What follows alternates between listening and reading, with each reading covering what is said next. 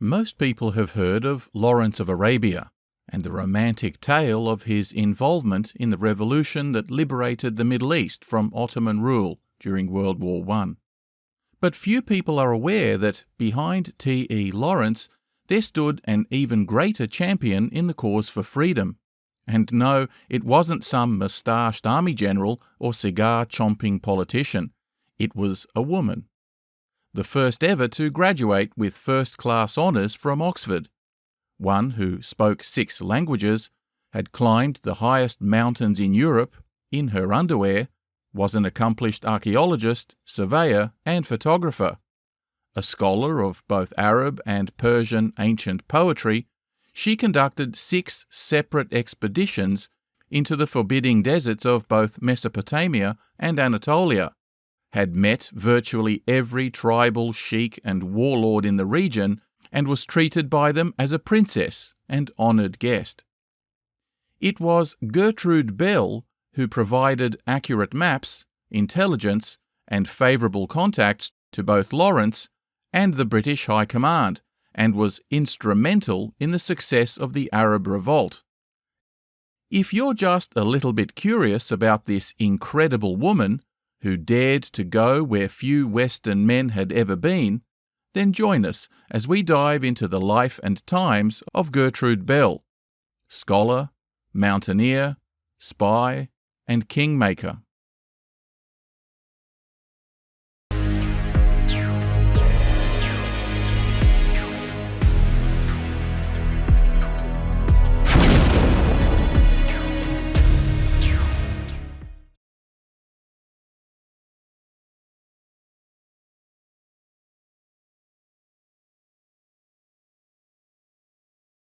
Our story begins in the early 1850s. The Industrial Revolution was in full swing, and England was its undisputed epicentre. Numerous breakthroughs in technology, chemistry, and engineering spurred the development of all kinds of industrial processes, which, in turn, created a new class of citizen, the scientific industrialist. Men who had been typically born into a modest social stratum, but who possessed some degree of mechanical aptitude, found the freedom in Great Britain to produce gadgets and gizmos that might find their way into either homes or factories, where they could improve productivity or exploit new opportunities, and make them rich beyond their wildest dreams. It was the time of unrestricted capitalism, with cashed-up investors, chemists, engineers, and other scientists now joining the aspiring ranks of the merchant class, who were themselves the nouveau riche of the previous century. This new brand of entrepreneur was often of humble origins, frequently self-taught, but typically an astute and shrewd operator, having graduated from the school of hard knocks. And boy, did the toffs at the top of the food chain despise them. But many of these new businessmen were different to the fortune hunters of previous generations. Perhaps because of their often modest backgrounds, the influence that money brought eventually began to affect society itself. They began to fund public education, amenities and hospitals, not just as a way to cement their own legacy in buildings and stone, but also to give something back to their communities. However, rapid urbanization, the insatiable demand for energy, and mass production, of course, had its dark side too, such as extreme environmental pollution, workhouses lacking any kind of safety or regulation, and ghettos full of the sick and destitute, often the victims of greedy entrepreneurs who lacked what we would today call a duty of care. These sometimes exploited both children and adults without conscience or accountability. It was the era of Charles Dickens, the author who so vividly brought urban poverty to life in novels such as Oliver Twist, A Tale of Two Cities, A Christmas Carol, David Copperfield, and Great Expectations, who all explore themes of contrast between poverty and wealth, of commoners and the aristocracy, coming of age, and a need for social justice. The often inhumane conditions that workers toiled under, in turn, spawned the proliferation of progressive political activism, trade union representation, and welfare societies that vocally challenged orthodox cultural norms. Parliament, too, increasingly found itself subject to the vox populi, where a number of wealthy industrialists with a social conscience now regularly also pursued political careers and pushed through reforms on subjects as wide-ranging as emancipation and religious discrimination, fishing quotas, child protection, and even food hygiene laws. The Liberal Party emerged as an increasingly powerful voice that advocated for government intervention in education, welfare, and public health to break the cycle of poverty, crime, and destitution. One such progressive entrepreneur was Isaac Lowthian Bell, at the time easily the most powerful and wealthy industrialist in Britain. The grandson of a Carlisle blacksmith, his father kept the family in the metal business by establishing an iron foundry. This foundry flourished and afforded Isaac an education, first in Newcastle, then Edinburgh, and later in the Sorbonne in Paris, studying metallurgy and chemistry. He would return to England and, in partnership with his brothers and friends, start numerous companies, for example, becoming the first to establish an aluminium smelter in Britain, a metal which, at the time, was more expensive than gold. He pioneered innovative steel production techniques, again chairing the only company capable of manufacturing steel ropes and cables for the shipping industry. His innovations were so versatile that he often boasted his company could manufacture anything from a needle to a ship. At its peak, his entities manufactured a third of all the steel produced in Britain, a substantial portion of it directed towards the growing rail and bridge infrastructure of the country, much of which he personally owned, along with collieries, quarries, foundries, smelters, and factories that employed almost 50,000 workers and operated 24 hours a day. Somehow, he also managed to find time to write dozens of cutting-edge scientific articles, and besides becoming a Fellow of the Royal Society, he was on the board of numerous academic and industrial associations before deciding to run for Parliament as a Liberal candidate on a platform of free trade, which of course would benefit his own business. He was the Elon Musk or Bill Gates of his day. Interestingly, his enormous wealth wasn't poured into ostentatious mansions or opulent, self-indulgent lifestyles. Like many Englishmen from the harsh north of Yorkshire, for much of their life the Bells were frugal, opting to live comfortably in a modest-sized house. Later on, they built a much larger and elegant home on an estate they called Rounton, but the upsized building was still not quite a manor house, yet was intended to serve as a company headquarters for the now aging tycoon, being designed and furnished by his good friends William Morris and John Ruskin, well-known social reformers and advocates for a return to craftsmanship, fair working conditions, and the need for government intervention for social progress. Peculiar bedfellows, perhaps, yet Bell, who was also a close friend of Charles Darwin and Thomas Huxley, despite his capitalist agenda, also strongly advocated for government subsidy in scientific research and technical development, fearing that without its active participation, Britain would fall behind Germany, whose support of the Krupps and Thyssen steel industries indeed saw his greatest fears realised by the onset of World War I, when Germany's industrial base indeed outstripped Britain substantially. Bell's many achievements in the fields of chemistry, engineering, and business earned him a rank in the peerage, becoming a baronet in 1885.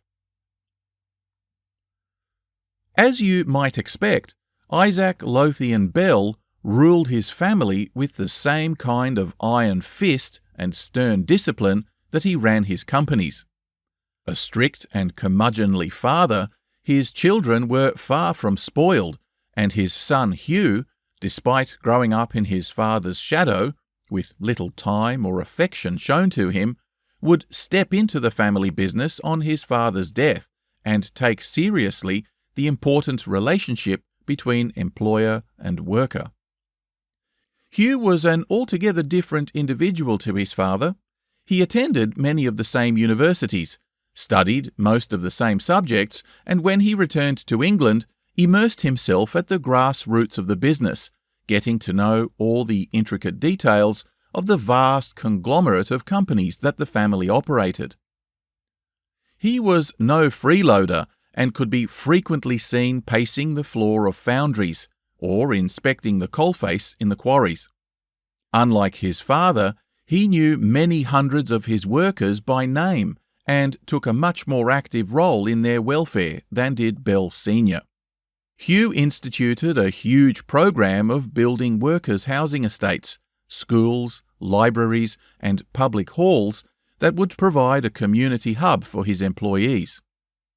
He purchased a country estate purely to be used as a free holiday venue for underprivileged workers and their families, and despite being a vocal critic of Karl Marx, he understood where he was coming from and even endorsed the formation of trade unions to advocate on behalf of his workers. Hugh was nevertheless an avowed supporter of the free market, being convinced that this was the best and most efficient vehicle of prosperity, him being a political liberal like his father. Considering the many political incarnations of the word liberal today, and to avoid confusion, this might be a good time to define and discuss the Liberal Party of the United Kingdom, which came to dominate British politics for much of the 19th century. The Liberal Party was originally formed by the amalgamation of several unrelated factions, most notably the Whigs and the Radicals.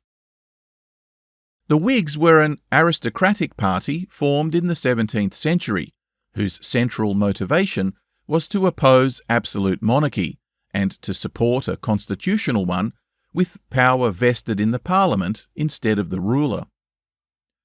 Given their initial opposition to the Catholic Stuart claims to the throne, their opposition to any rights being granted to Catholics was also initially a core policy. The main opposition to them at the time were the Tories, who were strongly supportive of the Crown, even if the King were to be Catholic. They were nevertheless also strongly supportive of the Church of England, which held a tight rein over religious dissenters, whether they be Protestant or otherwise. For many years, Tories and Whigs opposed each other in Parliament, with clashes coming to a head in the Glorious Revolution of 1688, when Catholic King James II was deposed by his otherwise loyal Parliament, who were opposed to his promoting the interests of Catholics and Protestant nonconformists within the realm. His replacement, in a coup d'etat that installed his daughter Mary and her Dutch husband William of Orange, ushered in not only a renewed surge of Anglican power and anti-Catholic sentiment, but also bolstered the power of Parliament as the ultimate authority. Despite their differences, both the Tories and Whigs could in essence be described as conservative in outlook, but by the early 1800s they both came under increasing criticism by a loose coalition of parliamentary reformers that were known as radicals. The radicals lacked a unifying ideological base, leadership or internal structure, but they were unified in their views that the current state of politics was entirely in the hands of the aristocracy, with little consideration for the common population. Some radicals advocated for broader voting rights. Some had an anti-slavery agenda, while others were for granting home rule in Ireland and religious tolerance in general, while others were for low taxes, freedom of the press, poverty relief, and anti-protectionism. By the mid-1800s, the Whigs had come to associate themselves increasingly with wealthy industrialists who, by the very nature of their business focus, pushed for free trade and international cooperation. Efficient industrialization increasingly made the institution of chattel slavery redundant, and the Whigs had by now also largely reversed their staunchly anti-Catholic position. After all, why have an enemy when you can have a customer? This notion of consumer economics also influenced their thinking on welfare and prosperity, because if you're poor, you can't buy stuff. By 1859, this more socially progressive element within the Whigs saw them merge with many radical parliamentarians to form the Liberal Party. Now, at the time, only 3% of the adult population in Britain was eligible to vote, but Whig agitation in Parliament in the post-Napoleonic era saw an expansion of the electorate to 6%, effectively doubled with an expanding urban middle class, and voters eventually included working-class men over 21, not just the landed gentry who previously controlled the votes of entire boroughs. This opened the way for even greater reforms benefiting the working poor, such that the Liberal Party, benefiting from the flush of sympathetic working-class voters, dominated elections right into the early 20th century, and implemented sweeping reforms on education, tenancy laws, religious discrimination, workplace safety, wages and working hours that have continued to form the bedrock of Western society ever since.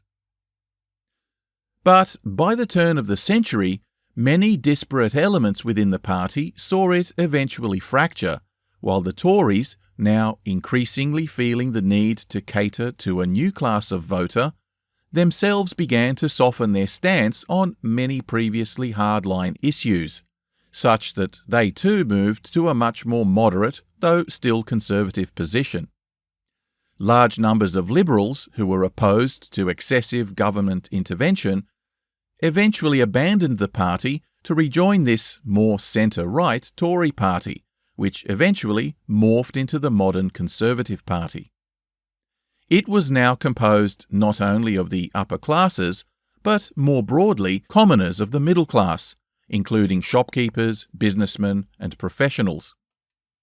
The more radical elements within the Liberals also abandoned them to form workers' parties such as the Labour Party, leaving the eviscerated Liberal centre a mere shadow of its previous self.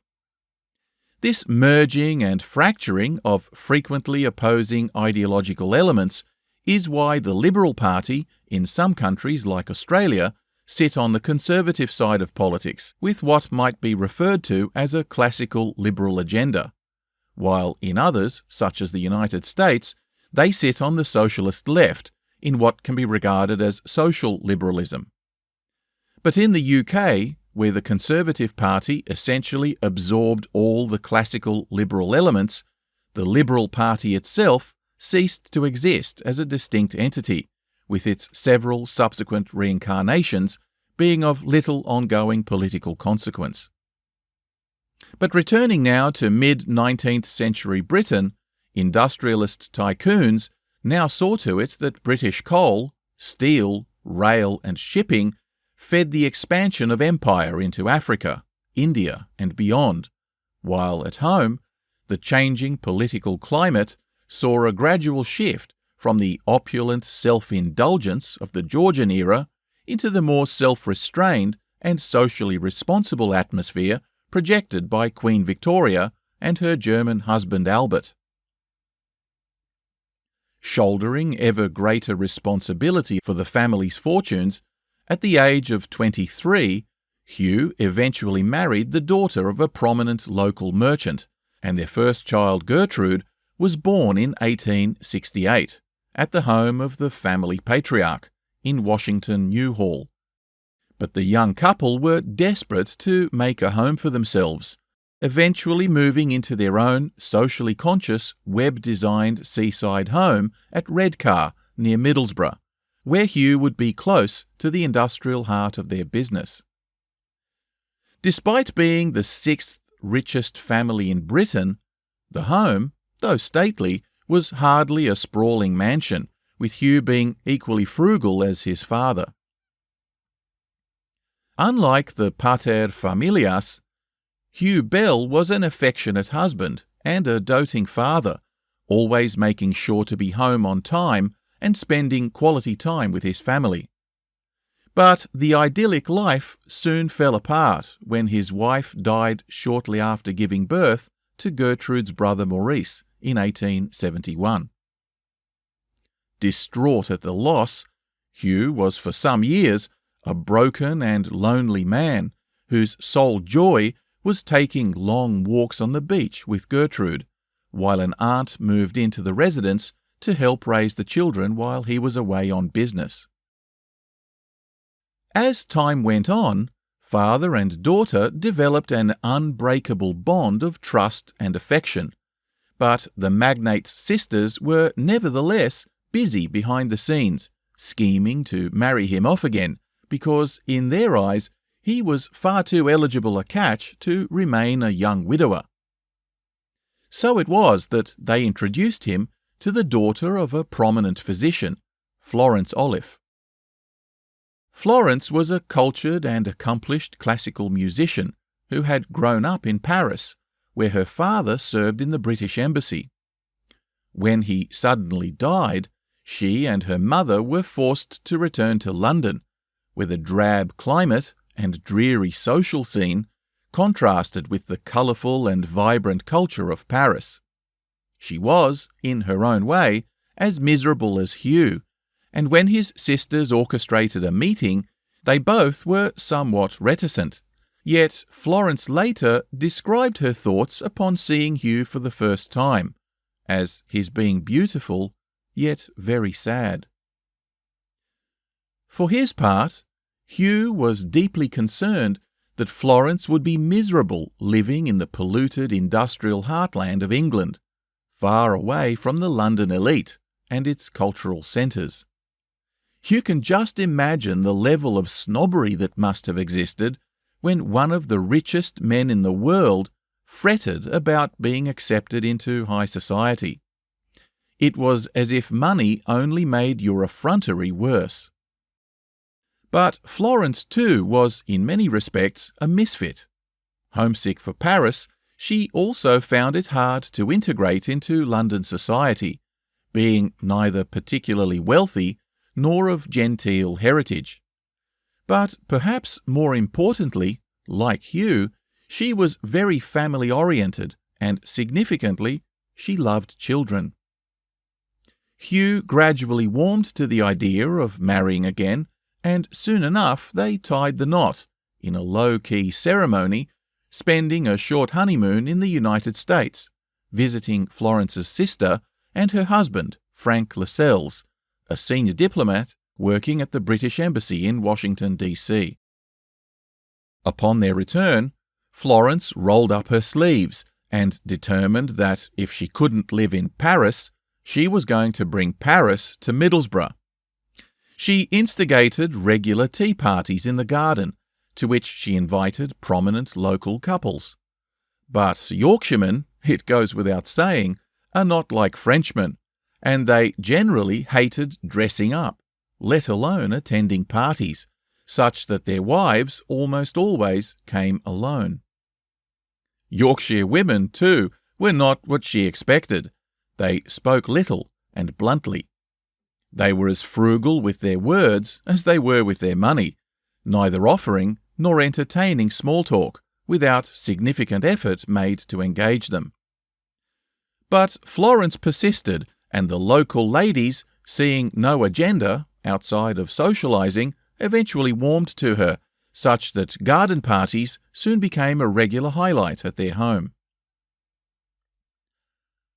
But Florence's greatest challenge was in winning over the children.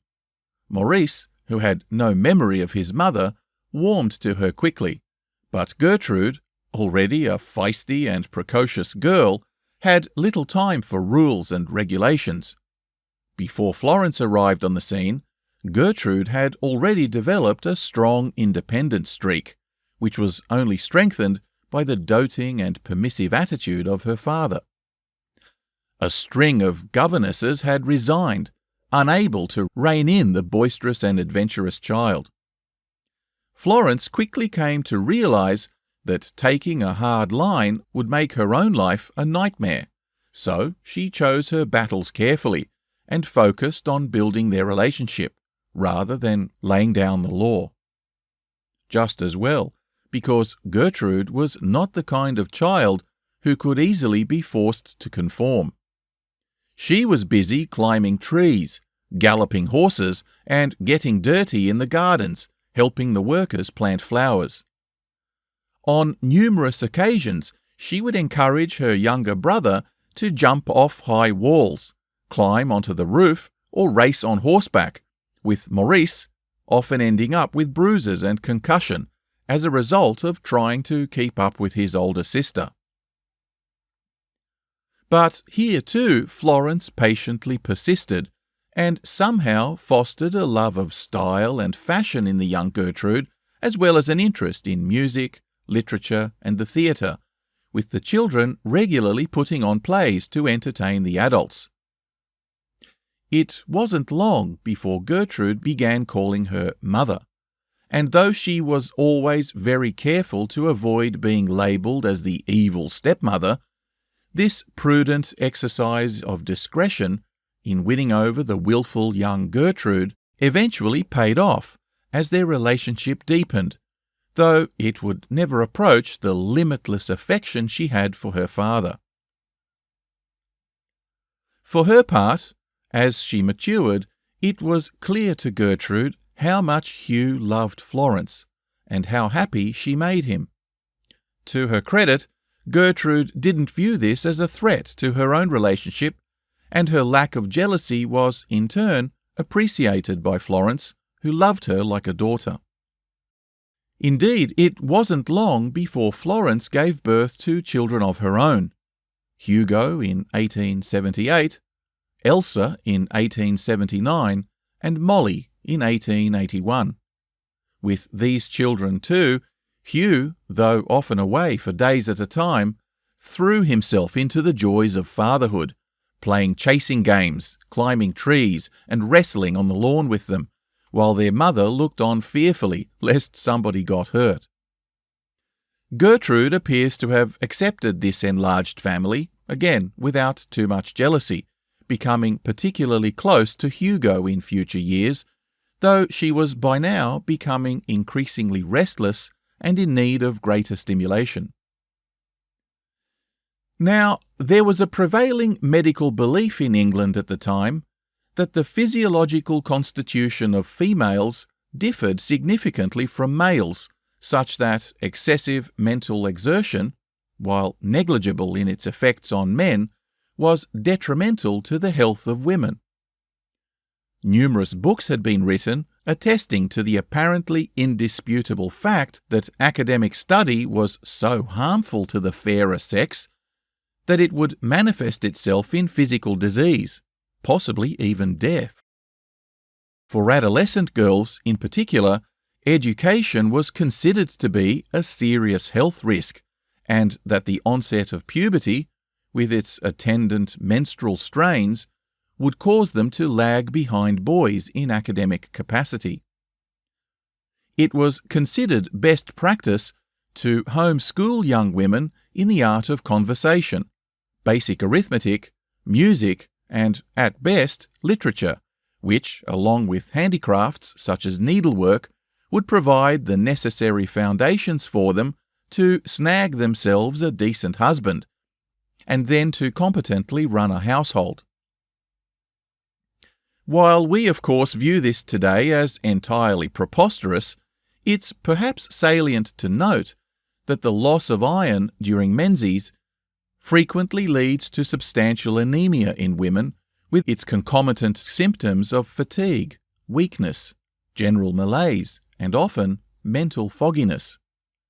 During an age where vitamin and mineral supplements were still a long way off in the future, and the mortality rate during pregnancy was tragically high, we can perhaps see how this theory arose, outside of the narrow perceptions of misogyny, though there was plenty of that too, to be sure. Nevertheless, though Florence more or less subscribed to the theory, to her credit, she saw to it that all of her girls received a decent education.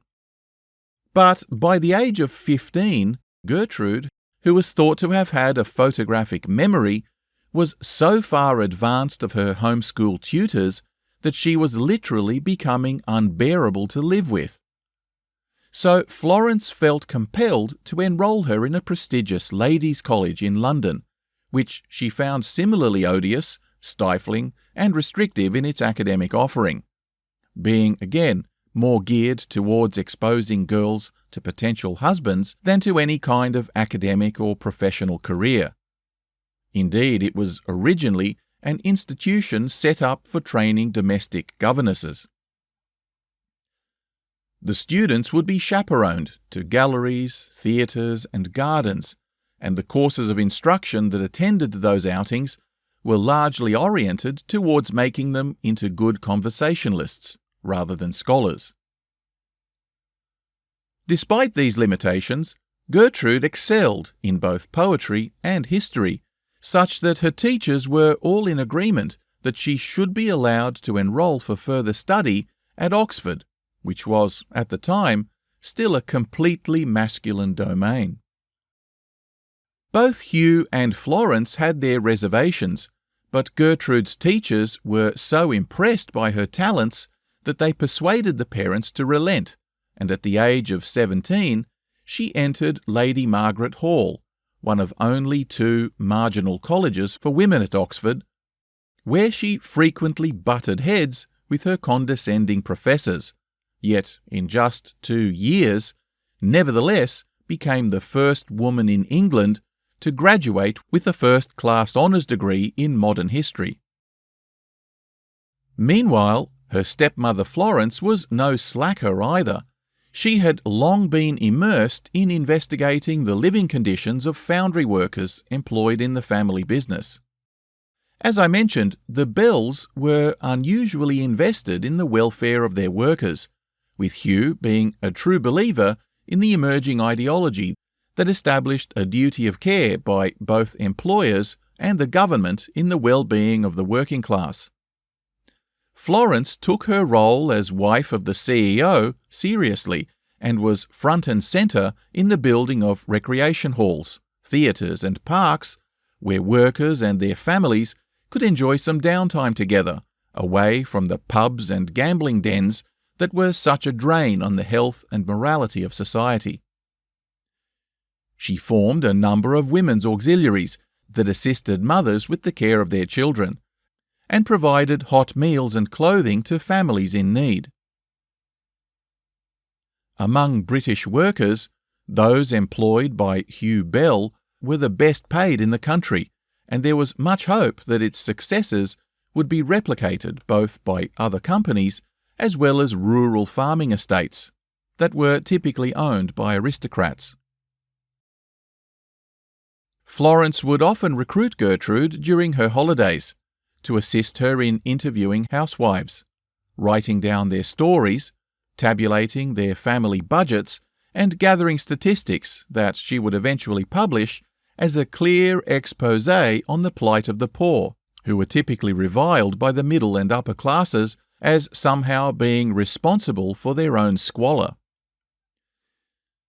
She showed unequivocally that women in particular were caught in a cycle of poverty, exacerbated by poor health, repetitive pregnancies, and a lack of education. This situation was only made worse by rampant alcoholism and domestic violence, perpetrated by similarly demoralized and disconsolate husbands who saw no future beyond working themselves to an early death in a mine or factory. A family's plight would quickly become catastrophic should the primary breadwinner be killed or disabled in an accident, such that their meagre source of income and support evaporated. Florence's book, At the Works, was a sobering reminder of the widespread social problems facing much of the population, pointing to the need for better education, public recreational facilities, life and disability insurance programs, and aged care pensions, and it served as an important source of data for many future government reforms. Several historians believe that Gertrude's participation in this project of her stepmother's helped shape her views on her later building the women's hospital, public library, and numerous schools she sponsored in Iraq, but we're getting just a little ahead of ourselves. Having returned home after obtaining her degree, the outspoken and headstrong young history graduate was less inclined than ever to settle for a life as a domestic housewife.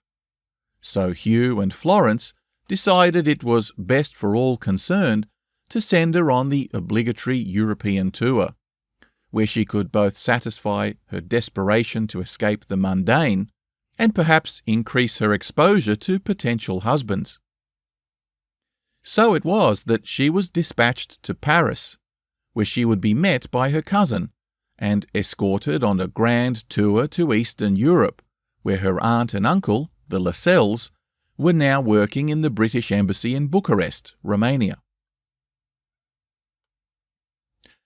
The Lascelles took her to numerous high society balls, where she hobnobbed with diplomats, aristocrats, and intellectuals, who were far less dismissive of women than she had experienced back home.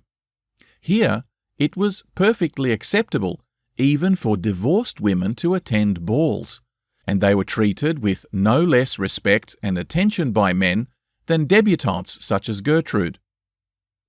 Even royalty openly engaged in conversation with lesser ranks at these functions, and the Queen of Romania in particular took a shine to Gertrude, regularly approaching her at balls and even giving her gifts.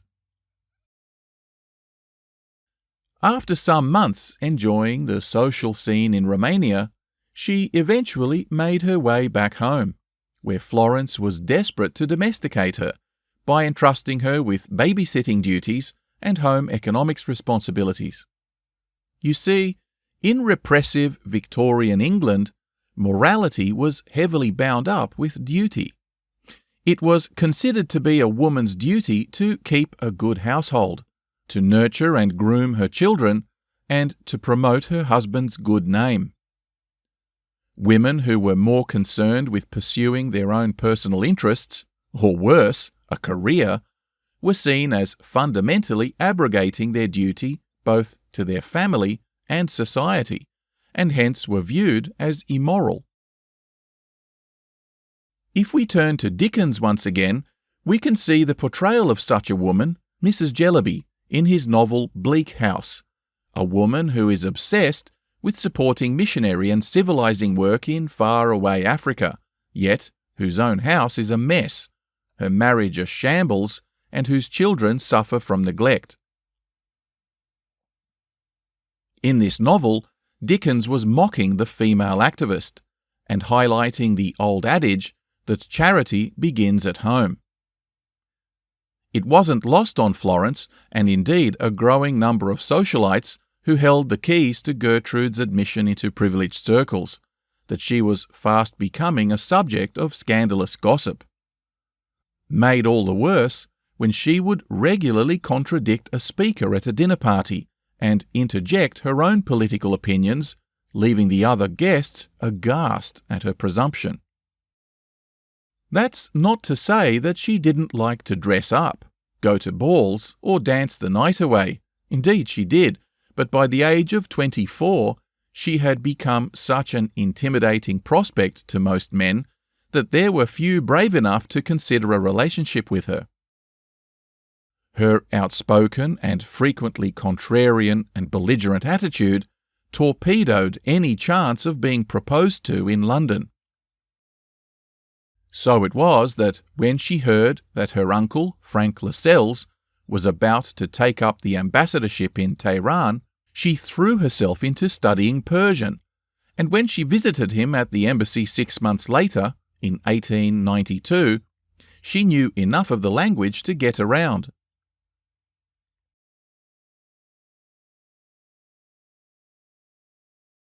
Gertrude fell in love with Persia, writing glowing reports of the countryside, its people and culture.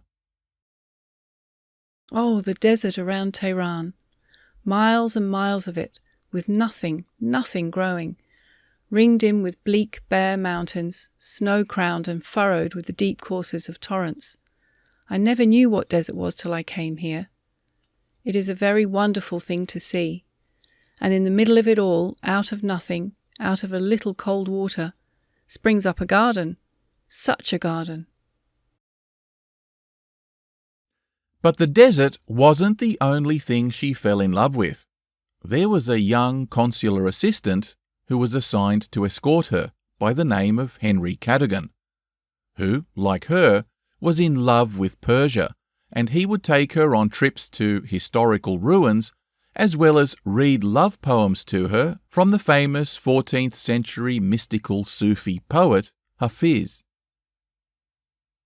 Unsurprisingly, the two fell in love and spent many happy months together in what she described as a blissful paradise.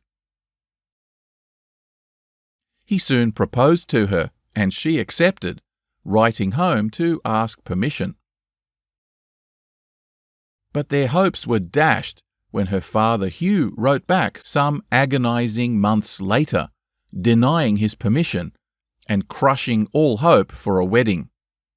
You see, Hugh had made, as fathers do, several inquiries about the groom-to-be, and it was clear that he and his family were all but bankrupt.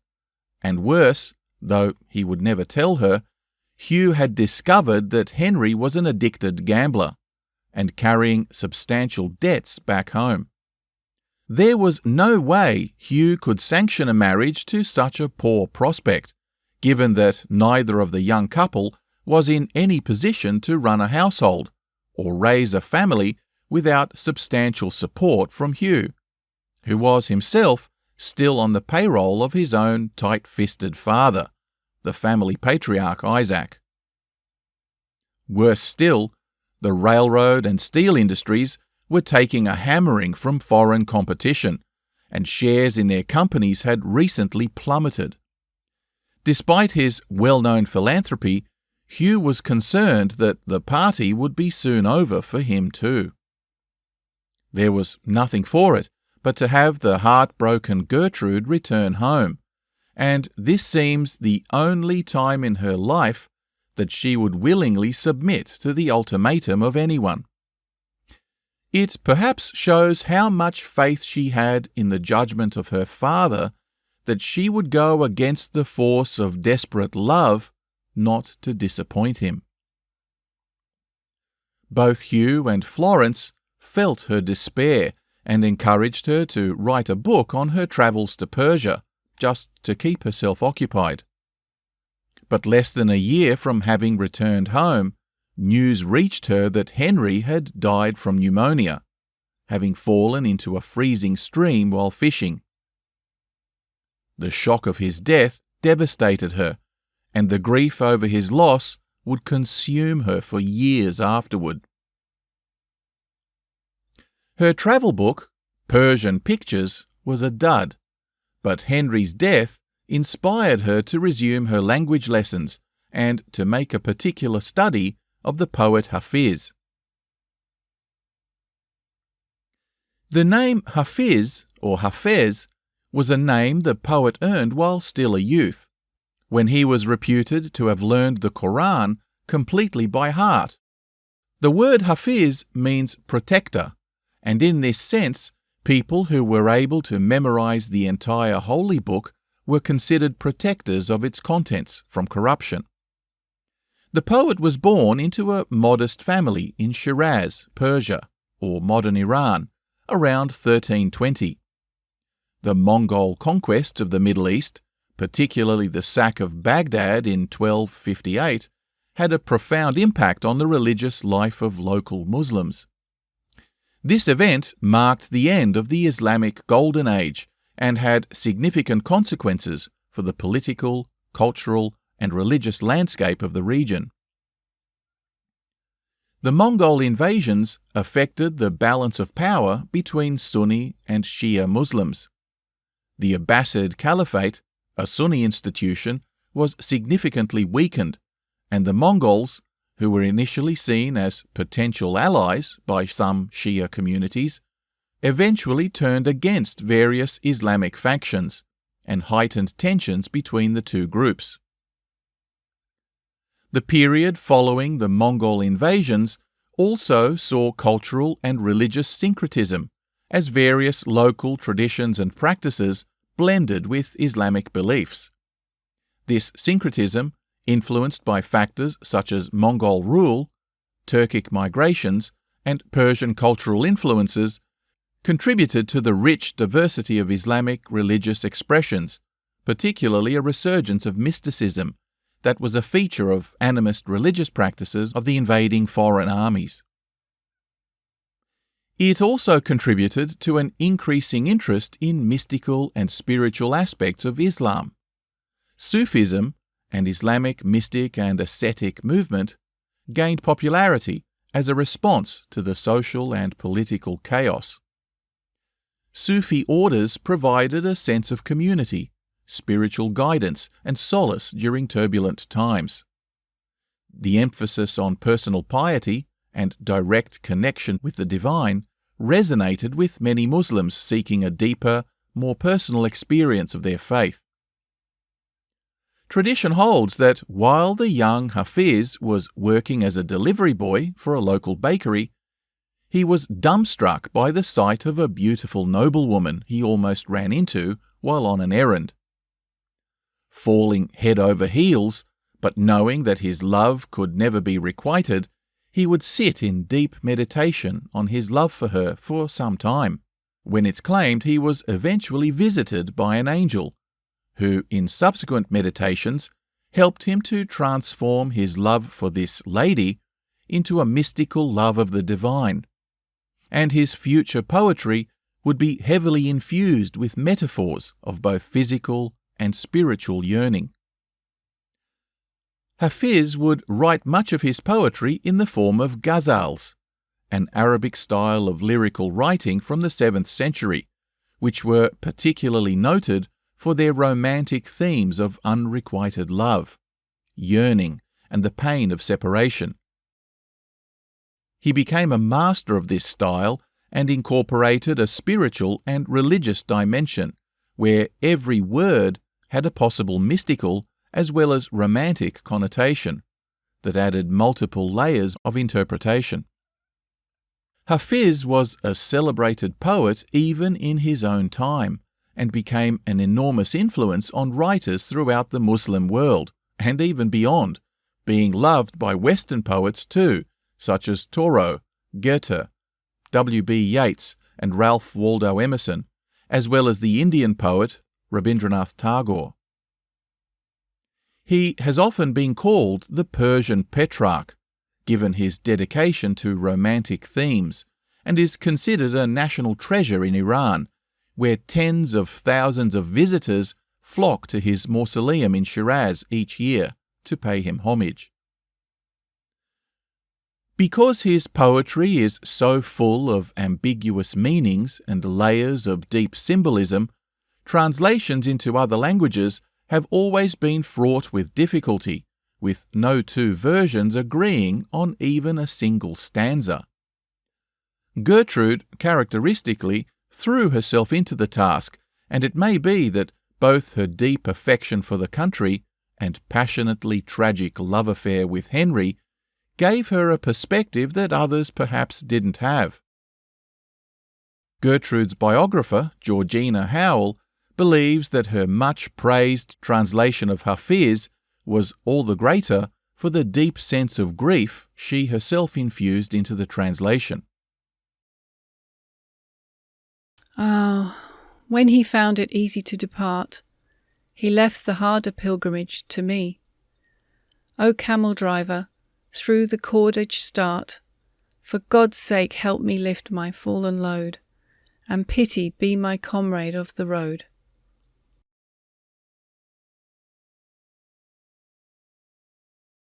Despite the high praise she earned for her literary skills, she never saw herself as a particularly talented poet. An uncharacteristic self-deprecation when in almost every other endeavour she was more than happy to blow her own trumpet, sometimes loudly and to the condescension of others. Despite this, her poetic leanings and vivid imagery clearly show through in her many collected letters and journal entries, some of which you can find on the Heroes and Legends documentary channel website. In 1897, at the age of 29, she accompanied her brother Maurice on a world tour of his own, travelling to the United States, Mexico, Germany, Italy, Greece, Turkey, Egypt, China, and even Japan.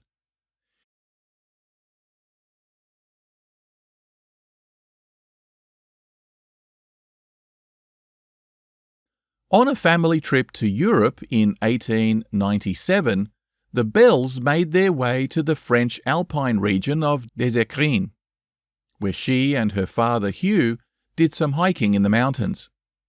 When he began to tire, he turned back, while Gertrude continued on with the guides, minus her outer skirt, to climb a minor peak of over 3,500 feet in the vicinity of La Meige, spending the night in a refuge and descending in triumph the next day, to the astonishment of her family. Eyeing off the higher peak nearby, she swore to be back soon and take a crack at La Meige too. By 1899, she was back in southern France, accompanied by her brother Hugo, the Lascelles cousins, and dear friend, now Sir Valentine Cairol, none of whom could dissuade her from taking on La Meige. She and her guides set off, and when they were out of sight, she again removed her outer skirt and made her way up the rock face in her underpants. Now, it should be said that, at the time, crampons weren't yet invented, nor were carabiners, nor was nylon rope. What this meant was that climbing was a good deal more dangerous and safety precautions far fewer. Nevertheless, she and her guides snaked their way up the lower slopes in the pre-dawn lantern light, with Gertrude sometimes hauling herself up in her awkward underwear and heeled boots, while at others being dragged up by heavy rope with the help of guides. By early the next morning, they made the 13,000-foot summit, she being the first woman to conquer La Meige. The climb down was even more perilous than the ascent, and when they finally made their way down and back to their lodgings, the locals let off fireworks in celebration. She slept the entire next day, but when she finally awoke, it was clear that the bug had bit her, because no sooner had she recovered than she arranged to go straight back out and tackle the highest summit of the southern French Alps, Bar des Écrins, 500 feet higher, and a good deal more dangerous. Gertrude was nowhere near experienced enough to be considered up to the task, but she hustled her guides with her usual formidable attitude, and they eventually agreed to take her.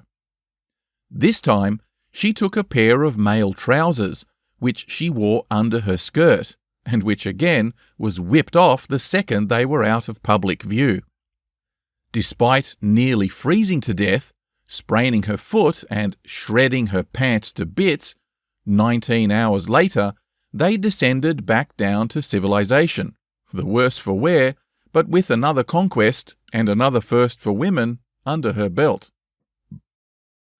By the 1900 climbing season, she had set her sights on Mont Blanc in Switzerland, which, despite having been climbed by other notable women as early as a century before, It was, at 15,771 feet, a considerable challenge for a relative novice, to whom climbing was just one hobby among many.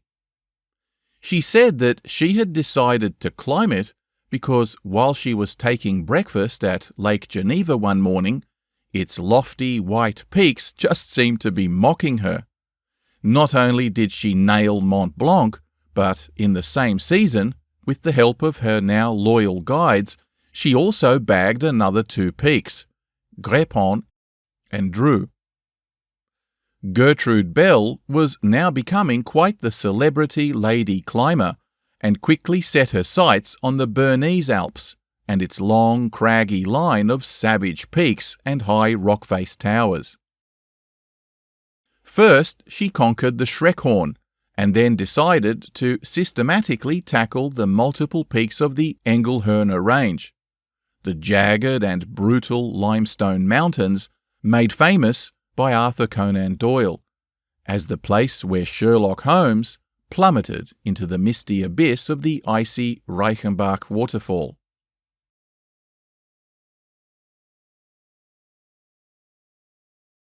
Over the course of just 2 weeks, she summited 7 separate peaks, 2 of them classified as first class, with one of them, Gertrude Spitze, previously being unclimbed and named in her honour by Swiss authorities. Still hungry for greater successes, she was back in 1902 and with her ever-trusty guides pushed for the summit of the Finsteraarhorn, the highest peak in the region at 14,022 feet.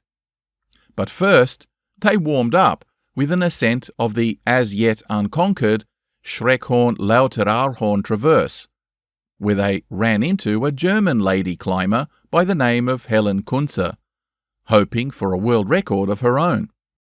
But Gertrude was not about to concede the mountain to anyone and scrambled to the summit to rack another one up for herself. Feeling rather pleased, the team now made preparations to summit the Finsteraarhorn, which had been climbed before, but never yet from its northeast face, for good reason. It was brutally inclined to almost 90 degrees at times, and in some places was smooth as glass. They set off, and almost immediately the weather began to shift. They continued upwards, Gertrude losing her grip on several occasions, and once almost plummeting to her death. Then they were hit by mist, then a storm, then hail, before it finally started to snow. They spent a night in pitch-black freezing conditions, just a couple of 100 feet from the summit, and hanging on for dear life by rope against a violent wind, when it was decided that it would be madness to continue. As there was no further precaution possible, I enjoyed the extraordinary magnificence of the storm with a free mind, and all the wonderful and terrible things that happen in high places. Gradually the night cleared and became beautiful and starry. They turned back the next morning, and 3,000 feet later spent yet another night in sleet and poor visibility on the glacier, before emerging, dejected and beaten, on the 3rd day. Suffering from frostbite and hypothermia, it was a close call, and despite their failure to summit, the descent, in appalling weather conditions, was hailed by other climbers as literally heroic. Now, at this time, we begin to see her great fascination for photography, with hundreds of images, many now becoming a precious record of places that few others had photographed till then. It was a hobby that quickly became a passion, and she regularly snapped images of everything from ancient ruins to portraits of local people going about their daily business. Gertrude had by now adopted a completely masculine climbing outfit, which she would change into once on the mountain, and this scandalous and unladylike masculine uniform was nevertheless to become a fashion template for every other lady mountaineer over the ensuing decades. In 1904, she again returned to Switzerland to conquer one last mountain, the Matterhorn. It was one of the most technically difficult, with the highest fatality rate of any European mountain. Naturally, she was going to see for herself, and though it was as grueling a climb as she expected, with sheer verticals, rope climbing and dangerous rockfalls, she bagged this one as well, with mountaineers commenting for years afterward how incredibly strong and agile she was, not to mention tough and courageous. In between climbing seasons, Gertrude often took holidays in exotic places. Italy, the Croatian coast, India, China and Japan, taking hundreds of photographs, now housed in an excellent collection at the University of Newcastle.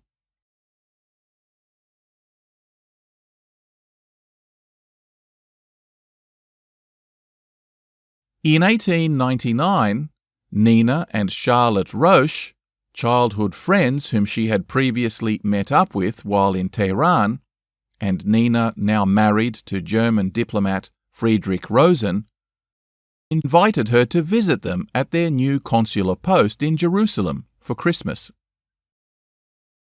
Ever since the death of her one-time fiancé, Henry Cadogan, Gertrude had felt a yearning to return to the East, and this invitation was just the ticket. She was now 31 years old and in the peak of fitness during these, her climbing years, so, with her father's permission, she made her way to Jerusalem, where she booked a room at the Jerusalem Hotel, just a few minutes' walk from the German consulate. She immediately arranged to begin intensive Arabic and Hebrew lessons, which she found rather challenging, and set about on foot with her new Kodak film camera, a departure from the glass plates of past trips to photograph the usual tourist sites and ordinary people going about their business. At the time, Jerusalem was part of the Ottoman Empire, having been invaded by one power after another for over 2 millennia, after the destruction of the Jewish state of Judea by the Romans in 70 AD. Byzantines, Sassanid Persians, several Islamic caliphates, both Sunni and Shia, Seljuk Turks, European Crusaders, Ayyubids, Mamluks, and eventually the Ottoman Turks, all captured the city and its surrounding territory in their turn, leaving both cultural as well as political legacies. It was a cosmopolitan city, ostensibly Arabic and Muslim by this time, but nonetheless populated by dozens of minorities, including those Jews who had never left, referred to as the Old Yishuv, as well as Christian Europeans of many denominations, Armenians, Greeks, Persians, Assyrians, Egyptians, and many others, including the Ottoman Turks, who all engaged in widespread and lively commerce throughout the region. She would often go on day trips with the Rosens and their children, who would take her sightseeing in the countryside, visiting many ancient ruins. On one occasion, they rode out to the shore of the Dead Sea, a body of water so salty that you float effortlessly in its high buoyancy, and whose water feels like an almost oily film on your skin, until it dries, caking you in itchy flakes of salt. Heaven help you if you dip your face in it, or a drop ends up in your eye. It was here that she took one of her most iconic photographs of Nina Rosen in her swimming gown, and of the Rosen children playing at the shoreline.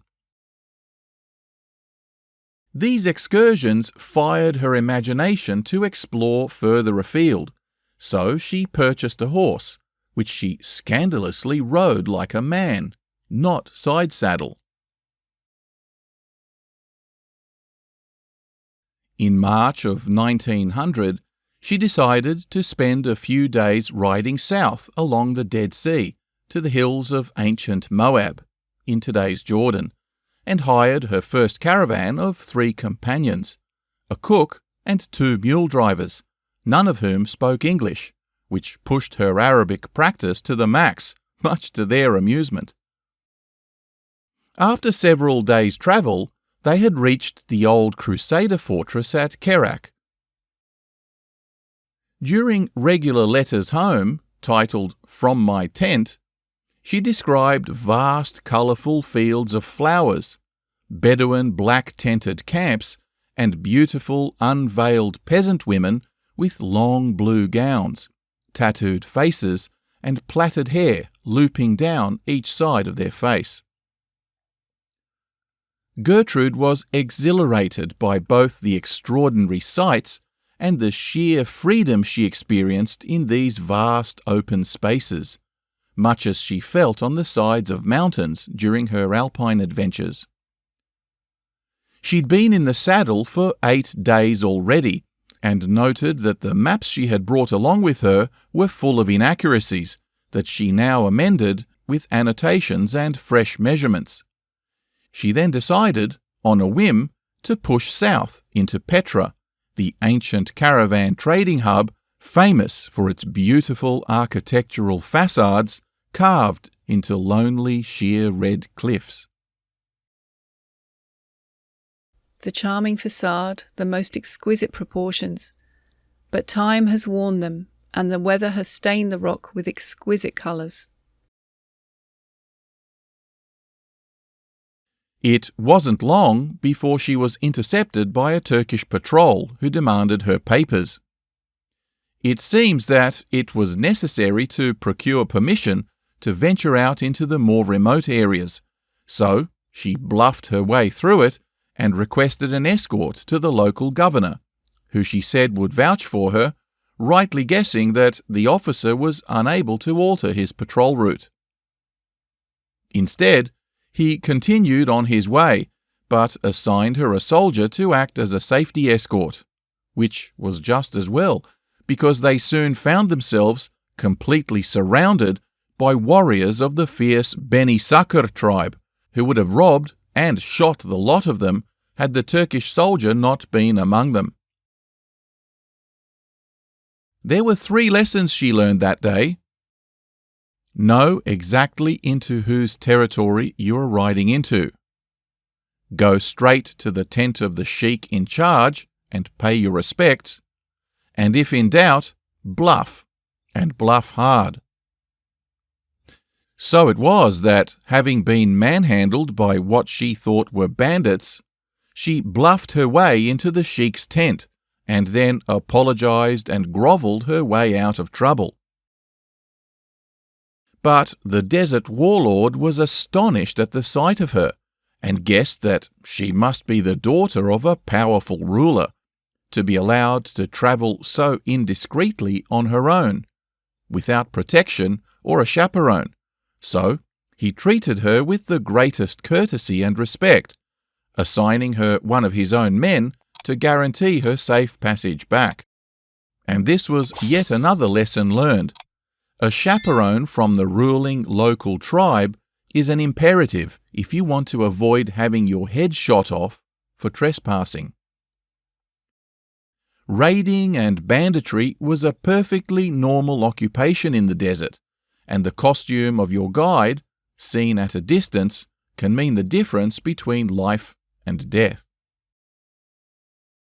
These close calls far from intimidated her, as she now filled her letters back home with exciting tales of adventure, which caused her parents both concern at her risk-taking, but relief that she was finally happy.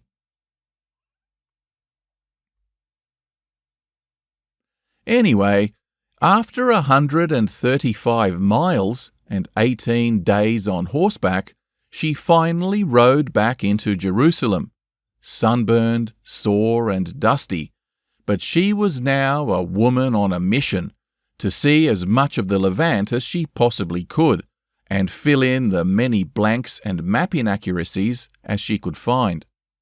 You see, ever since the opening of the Suez Canal in 1869, land caravans were now considered obsolete.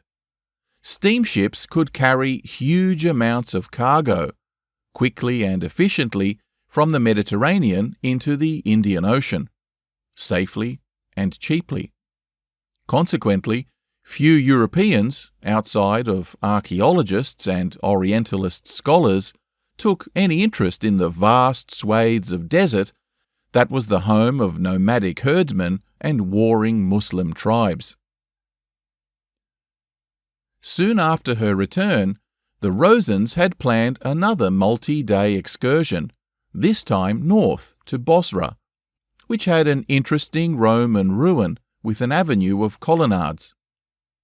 Having reached the site and enjoyed some local sightseeing, the Rosens packed for home, but Gertrude, upon hearing stories about the fierce Druze tribes in the mountains beyond from her chief muleteer, decided to push on and investigate for herself who these people were, to the great consternation of her friends, who couldn't prevail upon her to change her mind.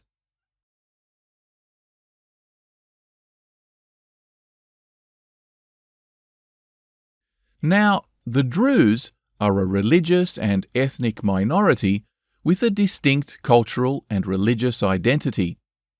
Their origins can be traced back to the 11th century, when a prominent Ismaili Muslim scholar, Hamza ibn Ali ibn Ahmad, initiated a religious movement in Cairo, Egypt, that eventually evolved into the distinctly Druze faith.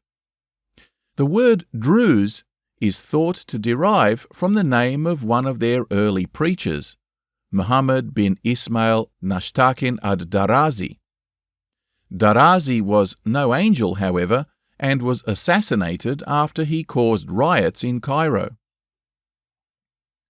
Some scholars think it more likely that the name is instead a derivation of the Arab word darisa, one who studies, or perhaps even the Persian daraz, which means bliss. The Druze refer to themselves simply as the monotheists, al-Muwahhidun. The core beliefs of the Druze are deeply esoteric and secretive, with the inner teachings reserved for a select group of initiates. On the other hand, exoteric aspects of their faith include elements from Islam, Christianity, and other monotheistic religions, as well as ancient Greek Neoplatonism, Pythagoreanism, and even religions further afield, such as Zoroastrianism and Hindu Buddhism. The Druze are Unitarians, that is to say, they believe in the oneness of God and the prophethood of various religious figures, including Noah, Abraham, Moses, Jesus, and Muhammad, but with a unique interpretation of their roles. They also have a core belief in reincarnation. The central religious text for the Druze is the Epistles of Wisdom, a collection of writings attributed to Hamza ibn Ali. The Druze community places a strong emphasis on community solidarity and maintaining their distinct identity. They have historically lived in mountainous regions, fostering a sense of close-knit communal living, and it is forbidden to marry outside of their social group, nor can one convert to their religion. Despite their fierce independence, the Druze have always been a minority in the countries they are found, and strive to maintain peaceful relations with surrounding communities, particularly Christians and Jews. Perhaps because of their vulnerable position, today's population, numbering less than 1 million, they are known for their loyalty to the countries in which they reside, and their service in the armed forces of nations like Lebanon and Israel is notable, though they have often been the subject of persecution, particularly by fundamentalist Muslims. Under the Ottomans, they nevertheless managed to negotiate a significant degree of autonomy, particularly in the late 19th century, as Ottoman power began fading.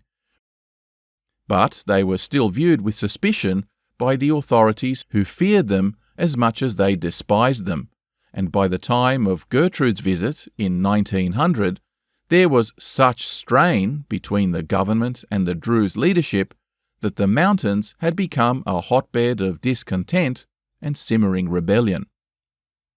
It's not surprising, then, that having applied for a permit to the Ottoman authorities to visit the region, she was flat out denied, even when using the excuse of travelling through for the purposes of visiting a Roman archaeological site at Salkard.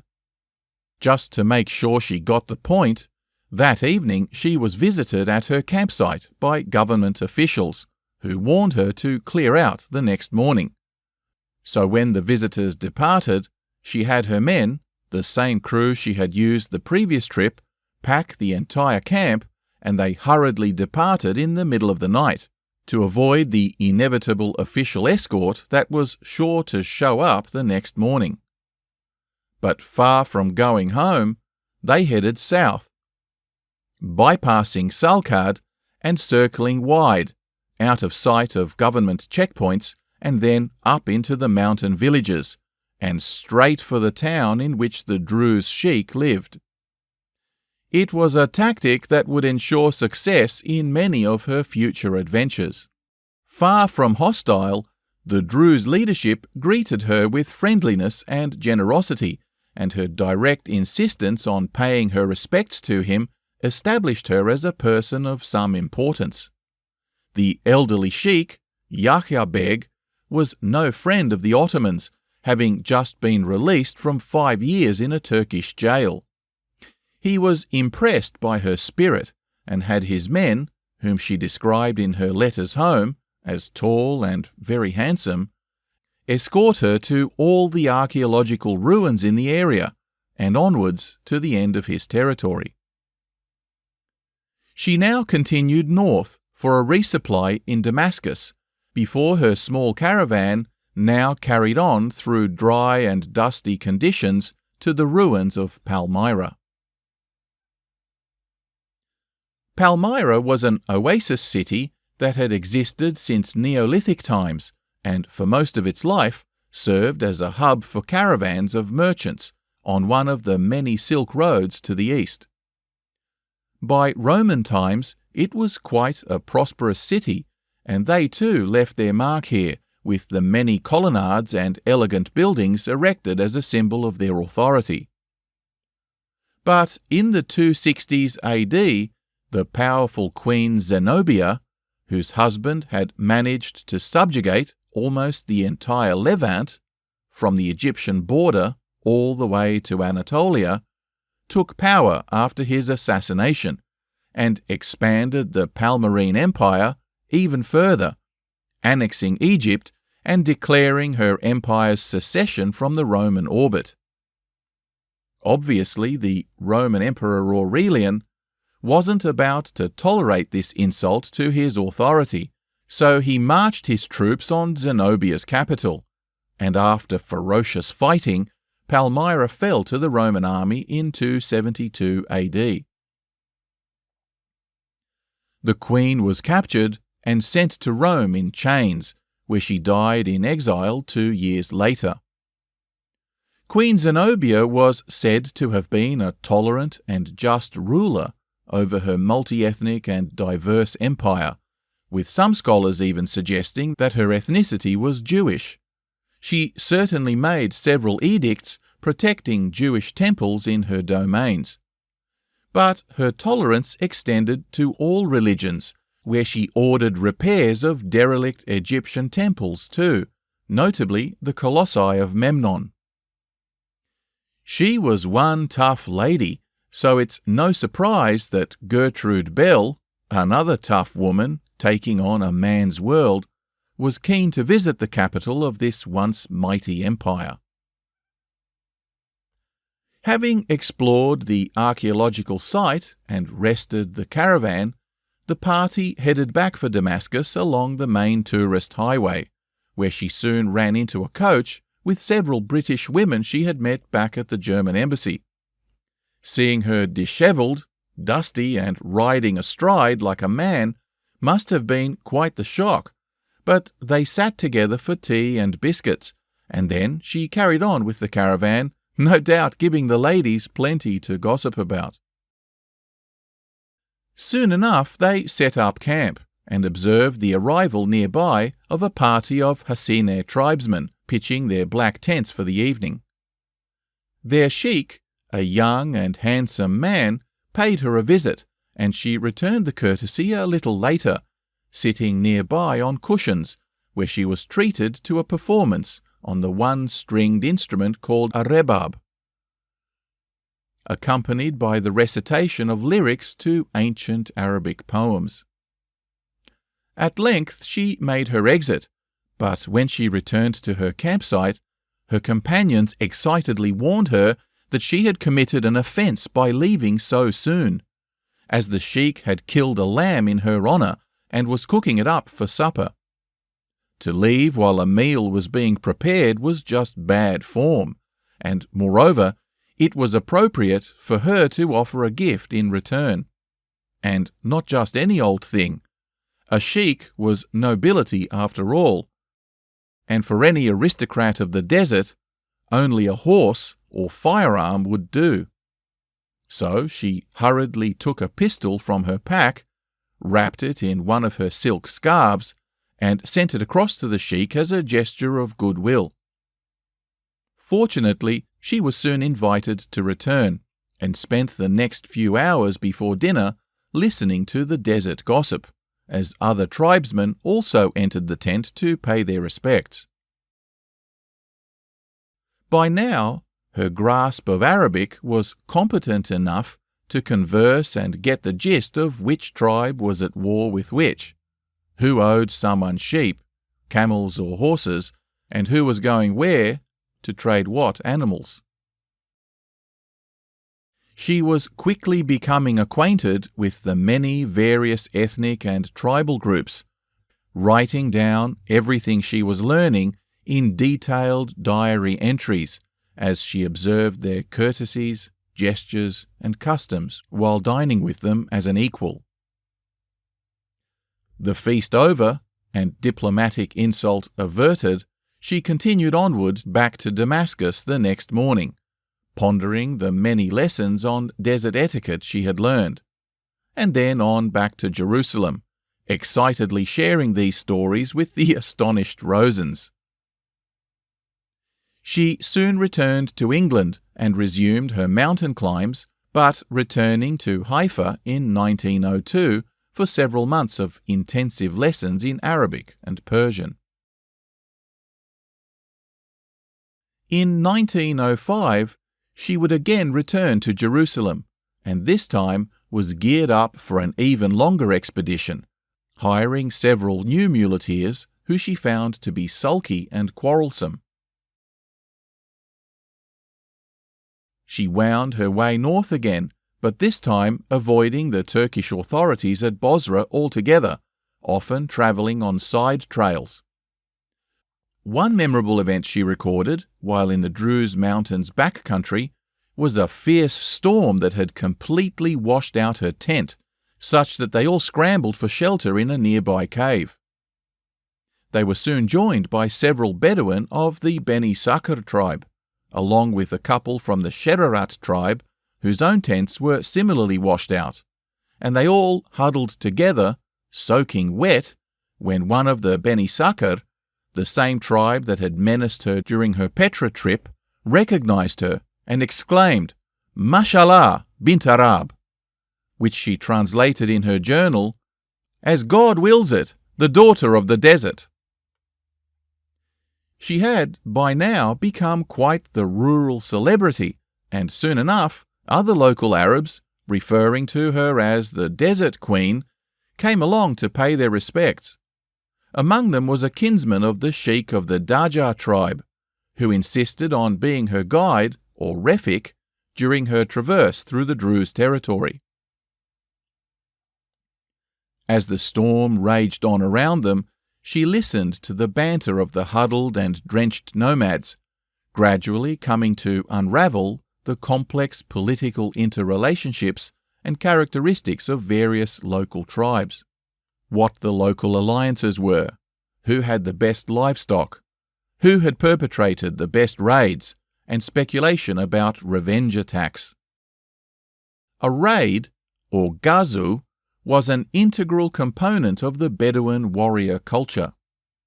Raiding other tribes to rustle their livestock and kidnap their women was part of their folklore since time immemorial, as were the inevitable reprisals and blood feuds that occasionally led to massacres of entire clans. Occasionally, matters were settled by a marriage dowry or blood money, but the Druze hinterlands were essentially the Arab equivalent of the Wild West, where fierce tribesmen did as they pleased, and the Turkish authorities, thin on the ground, were reluctant to get involved. With the weather clearing, her guide escorted her up the mountains back into Druze territory, while her cave companions also went their own way.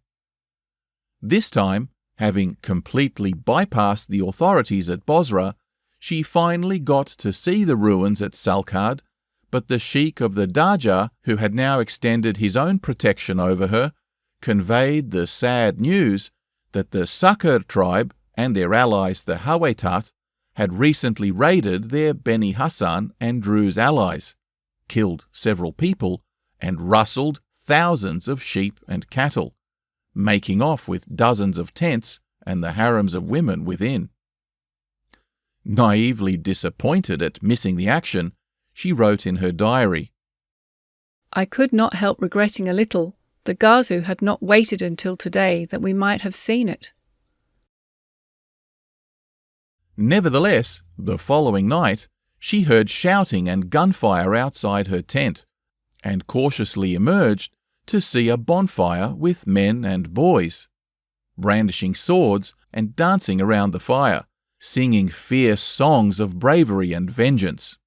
She recorded in her diary, "Tomorrow the Druze are going forth with 2,000 horsemen to recapture their flocks and to kill every man, woman and child of the Sakir that they may come across. As I stood there watching, several came up to me, saluted, and said, 'Upon thee be peace. The English and the Druze are one.' I said, 'Praise be to God, we too are a fighting race.' If you had listened to their song, you would know that the finest thing in the world is to go out and kill your enemy."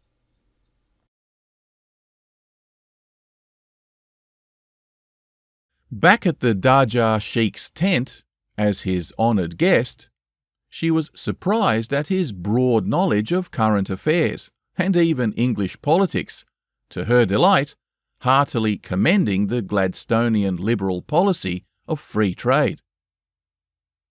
The sheikh, in turn, was equally astonished when she produced a copy of the Mu'allaqat, a collection of pre-Islamic poems that some scholars consider the most sophisticated and elegant poetry in the entire Arabic corpus. The sheikh and his companions gathered round as they discussed and explained the meanings of archaic words that Gertrude was struggling with, which only served to raise her esteem even higher in their eyes.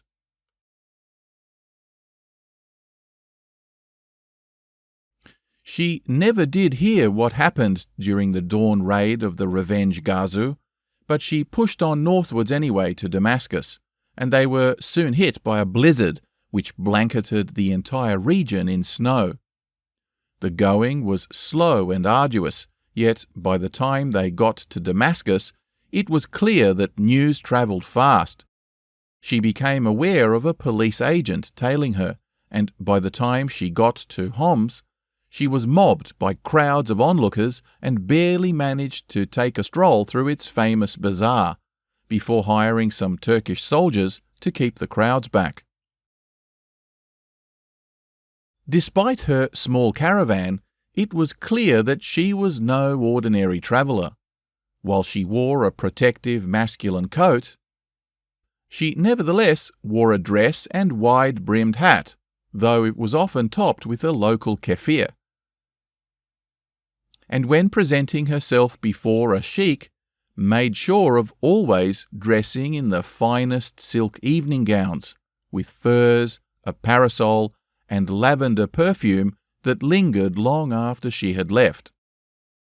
It was clear to her that travelling in style, with silver cutlery and candlesticks, crystal glassware, Wedgwood ceramics, and even a portable bath, was as much an ostentatious safety guarantee as it was a personal luxury, because, lacking a chaperone and depending on the protection of regional warlords, she needed to impress upon everyone that she was a VIP not to be trifled with.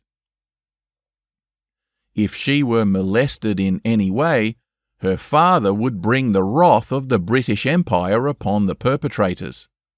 The bluff more or less paid off consistently, with tribal sheiks and Turkish governors alike anticipating her arrival, and even sending escorts to guide her safely from one territory to another.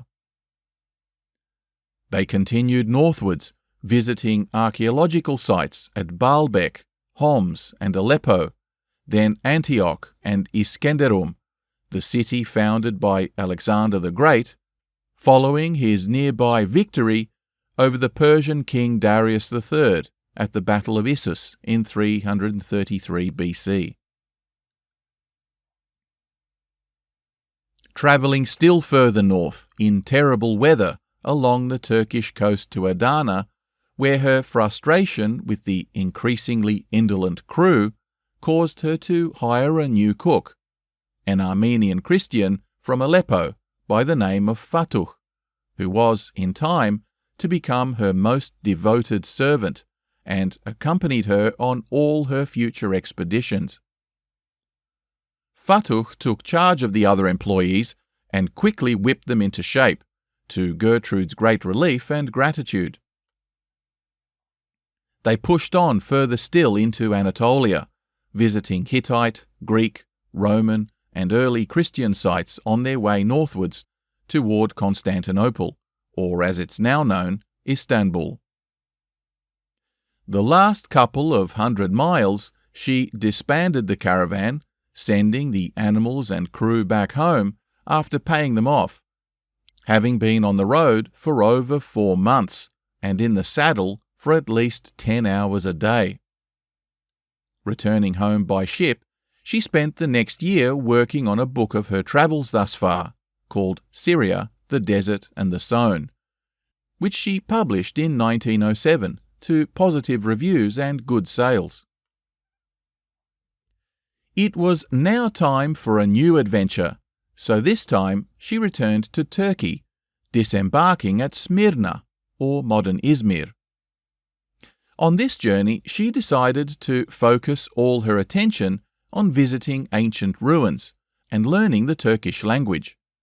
She had been fascinated by archaeology ever since a family holiday in Greece, where one of her Oxford companions introduced her to her brother, the classical scholar David Hogarth, who was excavating at a site at Melos and who generously invited Gertrude to assist him.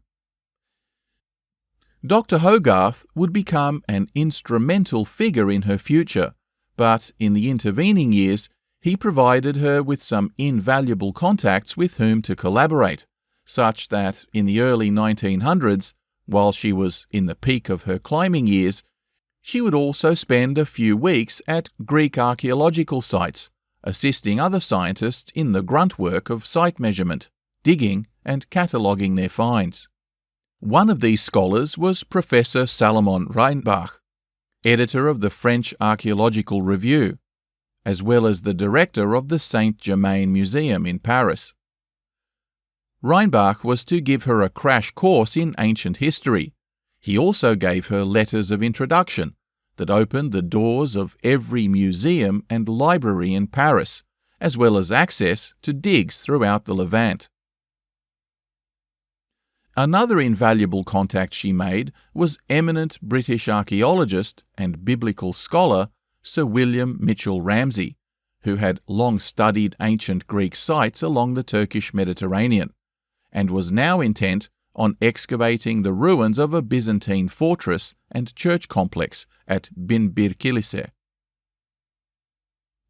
Running into him by chance at her hotel and producing a copy of his own book from her saddlebag, she offered to personally fund the dig, paying for dozens of local labourers to aid in the excavations. Ramsay, grateful for the cash, became very fond of her and even credited her discovery of an inscribed stone slab as being critical in the dating of the entire site. They spent the next several months working closely together, and the result was a jointly published book, 1001 Churches, which established her name as a serious, though as yet amateur archaeologist. It was in nearby Konya, where she was staying, where she would meet the second great love of her life, though her introduction to Major Charles Doughty Wiley was fairly low-key. Dick, as he was called by his friends, was already a war hero. A Sandhurst graduate and officer in the Welsh Fusiliers, he had won medals for valour during the East African Campaign of 1898, had fought at Tientsin during the Chinese Boxer Rebellion, led a cavalry unit in India, a camel unit in Somalia, and had been badly wounded in the Boer War. His chest full of medals belied a quiet and modest persona, though he was every bit the tall, lean and handsome army officer. He had now been assigned as vice-consul to the British mission in Konya, and was every bit as fascinated with Islamic culture as Gertrude, though their personalities couldn't have been more opposite, she being a vivacious, talkative and lively celebrity figure. Doughty Wiley had recently married Lillian Adams Wiley, the widow of Lieutenant Henry Adams Wiley, whom she had insisted, like her now new husband, must take on her maiden name of Wiley at their marriage. That tells you a lot. Anyway, Major Dick and his new missus had recently returned from a holiday to the Near East, visiting the exotic city of Baghdad and the ruins of ancient Babylon, with his new wife finding the whole thing rather tedious and unpleasantly foreign. Back in Konya, Lillian instead occupied herself entertaining diplomatic guests with equally tedious small talk at tea parties in the consular gardens. But Gertrude's now regular visits to the building quickly caused her instead to become the centre of attention, as visitors gathered round to hear her less than ladylike tales of danger and high adventure in the Syrian desert. From now on, Gertrude would regularly find herself in such settings, and it's quite telling that she often found these officers' wives dull and bordering on the idiotic. You could always tell if she didn't like someone when she referred to them in letters home as quite a pleasant little wife. Ouch! Sharing a fascination for Islamic culture, Dick and Gertrude would occasionally take a quiet stroll through the garden, where he would inquire about her time in Persia with her uncle and aunt. Tellingly, Gertrude would recite Persian poetry verbatim, both from her translations of the love poems of Hafiz, as well as those of his Sufi predecessor, the mystic Rumi, whom she also later studied in great detail, and whose mausoleum was actually in Konya. Uh-oh. Suffice it to say that a woman doesn't usually recite passionate love poems by heart to a bloke she's just met without at least some small personal agenda. The hussy. Anyway, as Gertrude and Sir Ramsay continued with their excavations at the Byzantine ruins, her faithful assistant Fatuh cracked his head on a stone lintel while hurrying excitedly out of a pit. Over the coming days, he became so deliriously unwell that Gertrude telegraphed the British ambassador in Istanbul, as well as the Grand Vizier, and they arranged for Fattuh to be treated by specialists at the best hospital available. Gertrude never did anything by halves, and she was always fiercely loyal to the people she respected. Having ensured he received the best possible care, she returned to England and was soon joined at the family home by Sir Ramsay, where they worked on their new book together. In the meantime, she was also introduced to Edward Reeves, an eminent astronomer and cartographer at the Royal Geographical Society. Gertrude was keen to upskill and learn all that was needed to accurately survey, chart, and record her expeditions, and Reeves once commented that he had never had a more serious or talented student. In 1909, armed with new cameras, surveying equipment, and boxes packed with the latest pistols, Zeiss binoculars, silver cigarette cases, and rolls of French fabric, she found herself once again in Syria, this time in her servant Fattuh's home in Aleppo. He was now well mended and ready to accompany her on what would be the longest of her many journeys.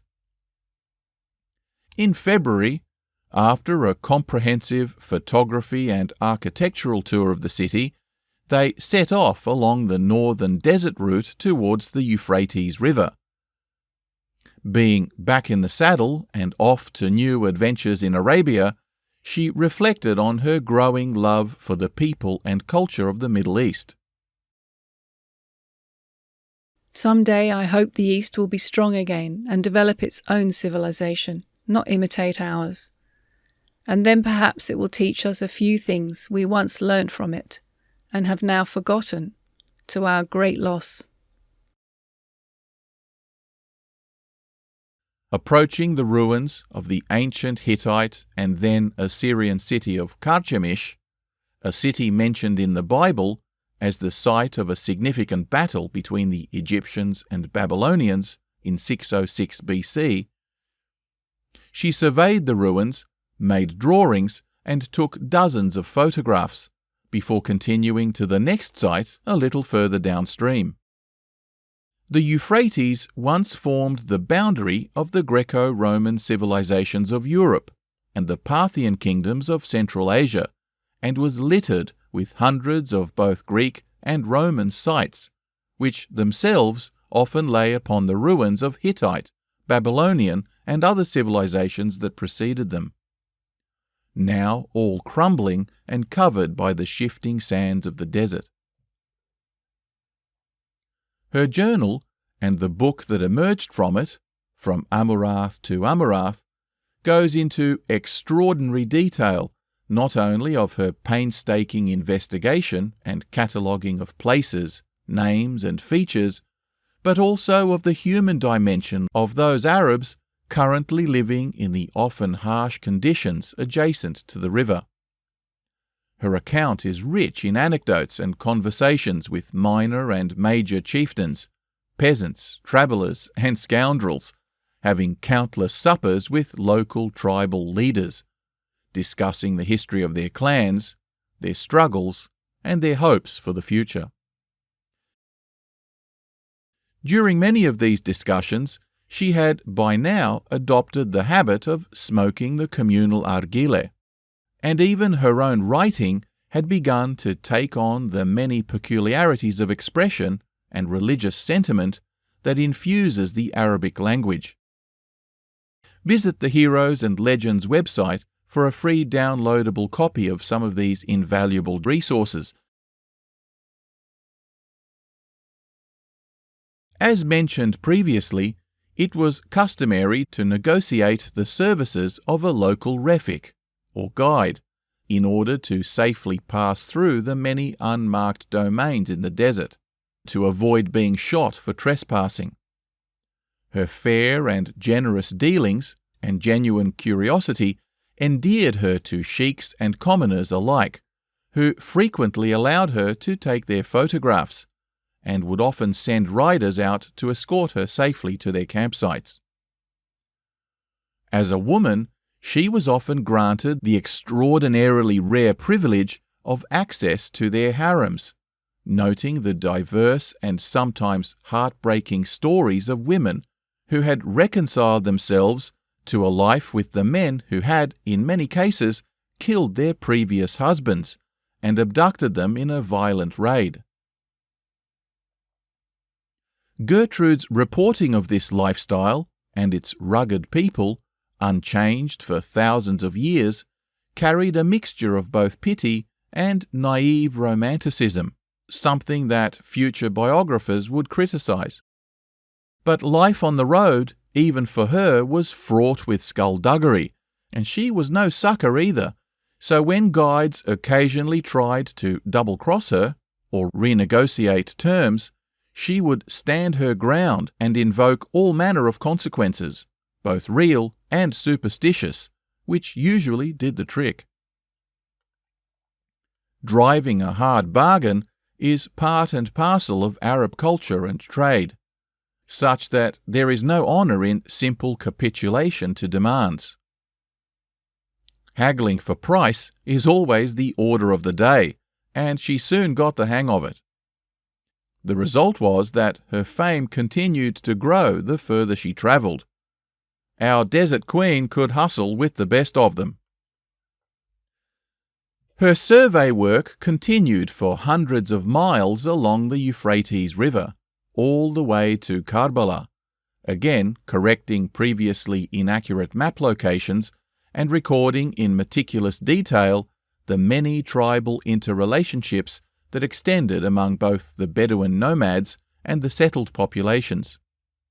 She also used cutting-edge, wide-angle landscape shots she learned at the Royal Geographic Society to add perspective and an additional topographical detail that greatly aided scholars back home for decades after.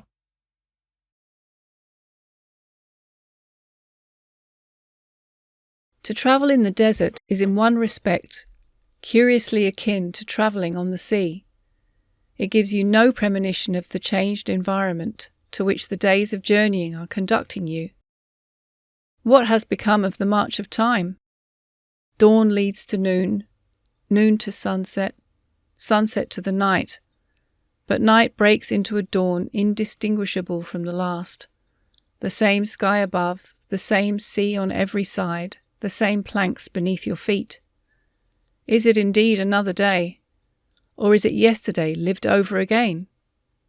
Then, on a sudden, you touch the land, and find that that recurring day has carried you half round the globe. So it is in the desert.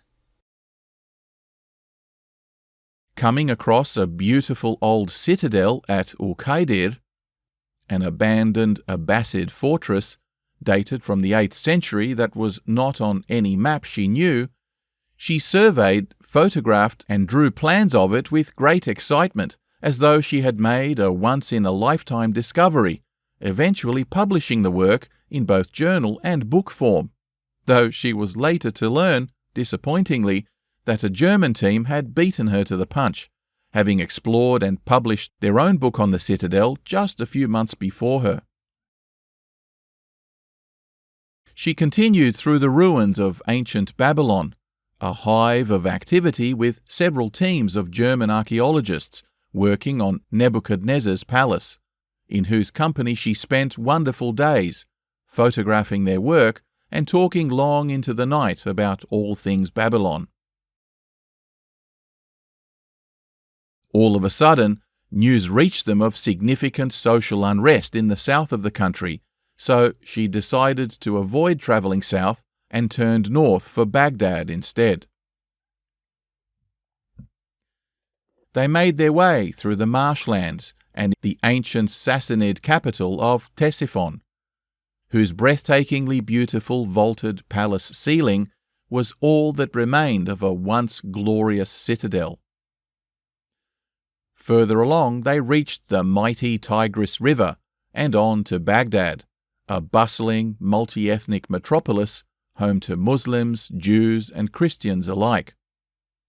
At the British consulate, she now learned of increasing dangers in the north too, where a number of tribal sheiks in the Mosul province were in a state of revolt, with Turkish forces struggling to contain them.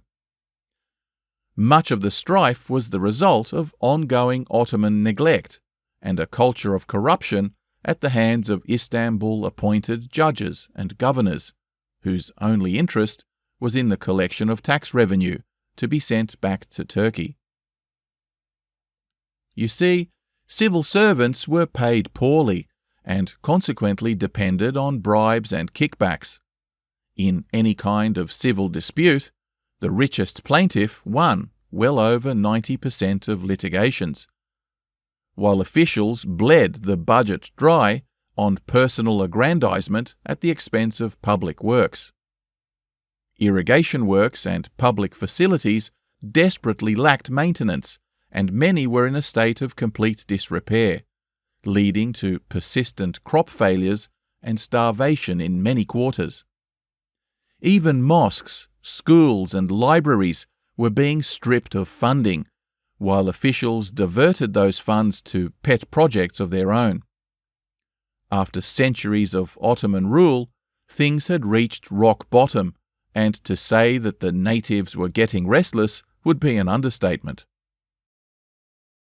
Complicating it all was a complete lack of a unified opposition, as tribal factions each acted independently, heightening raids on each other as much as their Turkish overlords. When the Ottoman Empire was at its peak, there was enough cash and troops to keep the peace throughout its vast multi-ethnic empire. But by the late 19th century, its bureaucracy had become so corrupt and bloated that it had earned itself the nickname of Sick Man of Europe. And nowhere was this societal neglect more obvious than in the land of the Arabs and its once shining beacons of culture and sophistication, such as the city of Baghdad, now little more than a second-rate backwater. One time she was accompanied by a local police officer assigned to escort her. Striking up a conversation, it wasn't long before he had a whinge about his circumstances. "God is great," said the constable, "but it has been a year of ruin for poor men. We have not known where to look for food for our horses, and more than that, I have received no pay for 6 months." "Please God the new government will give you your pay," I said. "Please God," he answered. "But when it comes the officers, they consume everything. Effendim, once I travelled with an officer who received 18 Turkish pounds a month, voila! And my pay was 100 piastres a month. Yet whenever he drank coffee, he left me to defray the expense. Where is 18 pounds? And where 100 piastres?" She would hear such stories of poverty and exploitation wherever she stayed. Journeying onward through the ruins of the once mighty Assyrian fortresses at the biblical Kala and then Nineveh, they eventually reached the outskirts of Mosul.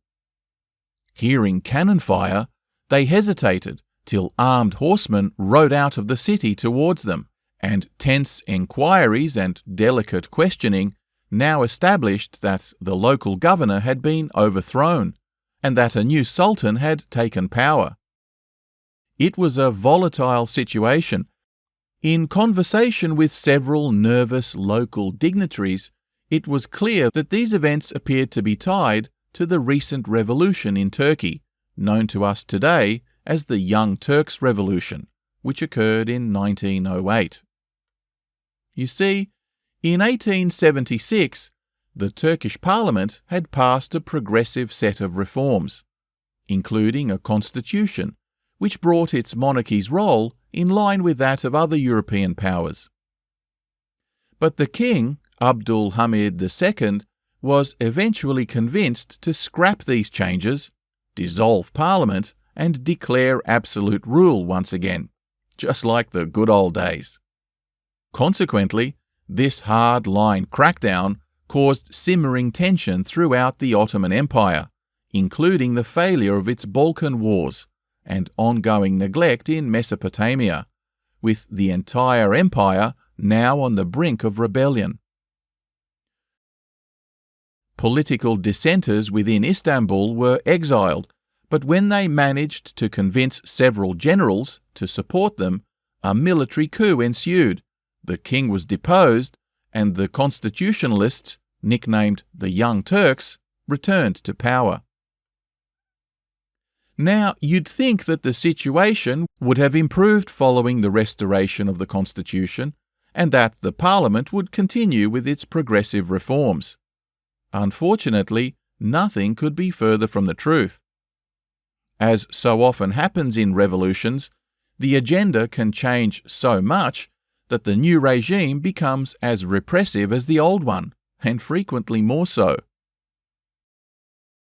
The revolutionaries wanted a stronger centralized government and an emphasis on nationalism.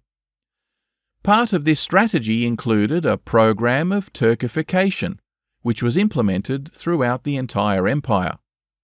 The result was ethnic unrest, countered by state repression. To make matters worse, the very next year, in April of 1909, disgruntled loyalists once again convinced the king to stage a coup, again dissolving parliament and taking absolute power. He was supported by factions of Islamic hardliners, all calling for the abolition of their Napoleonic style of constitution and a reversion to Sharia law. These now formed large mobs of armed extremists who took out their frustration on ethnic and religious minorities, the most well-known being the widespread murder of Armenian Christians. It was during one of these riots that Dick Doty Wiley, now a lieutenant colonel at the British consulate in Konya, took the unprecedented step of writing urgently to the local governor and pleading with him to lend him an escort of a few of his soldiers, including a bugler. They all together now galloped out into the middle of the riot and dispersed the armed mob, who had already murdered hundreds of people. Dick's reckless bravery effectively ended the entire massacre. For his trouble, he received a gunshot to the arm and several medals for valour from both the British and Turkish governments. Fortunately, the royalist rebellion was swiftly put down, and the king forced to abdicate once more, now in favour of his brother. For a time, the killings would cease. Gertrude had meanwhile been making her way through North Christian Assyrian territory, as well as the Yazidi homelands, sharing in their hospitality and learning much about their cultural and religious uniqueness. She made her way into the Tigris uplands of the Tur Abdin in modern Turkey, climbing Mount Judi, which is thought by some to be the true resting place of Noah's Ark. The region is famous for its many Byzantine churches, monasteries and fortress ruins, and she applied her now well-mastered surveying and photographic skills to catalogue many of them, which she would feature in a future book. Deeper still into Anatolia, more and more stories began to filter in of atrocities conducted against Christians during the turmoil of the royalist counter-coup. But in this region, there was such a drought that the local village chiefs called for both Christian and Muslim peasants to unite in prayer for rain, which seemed to halt the riots, at least here, especially when their prayers were soon answered. She now caught the train back to Istanbul and thence home to England, where she became aware and increasingly concerned about the growing women's suffrage movement, not only writing of her disapproval, but actually lobbying against it by contacting various opposition groups and even holding meetings. It might seem strange to us that such an independent, capable, and clearly unintimidated woman, who moved through a dangerous and otherwise restrictive man's world without the slightest hesitation, would actively lobby against women's suffrage. Many commentators have certainly viewed this contradiction as a blight on her otherwise inspiring career. Indeed, she has drawn substantial condemnation from many feminist quarters. Georgina Hayil, in her excellent biography, suggests that Gertrude's opposition to women's liberation stems from her heartbreaking research with her stepmother Florence, interviewing the wives of foundry workers in Middlesbrough. Hayil suggests that their assessment of the plight of these housewives was such that they were already stretched to the maximum, just keeping their families going, and that expecting them to participate in the workforce, learn a trade, or gain a broader education would be catastrophic to the integrity of the family unit. The prevailing view at the time was that the eligibility to vote in elections depended on a solid education. How would poor housewives, or for that matter, illiterate male labourers, be expected to understand, let alone participate in debates on issues of national significance such as free trade, the Reform Bill, Home Rule for Ireland, or penal reform? Matters such as healthcare, social services and poverty relief were typically dealt with at the level of local government, where middle-class women with ample leisure time were already deeply involved in voluntary work. Gertrude viewed the militant suffragettes as well-to-do middle-class troublemakers, disconnected from the realities facing poor women, and whose demands were likely to cause irreparable damage to the fabric of society. It was no small irony, then, that her now frequent participation at political dinners, where her opinion on all things Middle Eastern was taken by the many diplomats and politicians that visited her with the utmost seriousness.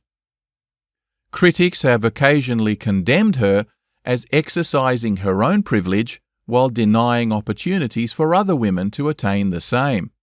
A fair enough point. Anyway, in between all her lobbying, luncheoning and writing, she began planning another trip to continue her study of the fortress of Uqaydir as well as Byzantine architecture in the Turkish highlands. Gertrude had also been in correspondence with the doughty Wileys and was soon aware of Dick's heroic action in preventing the massacre of Armenian Christians, and it was becoming clear that she was developing a serious crush on him.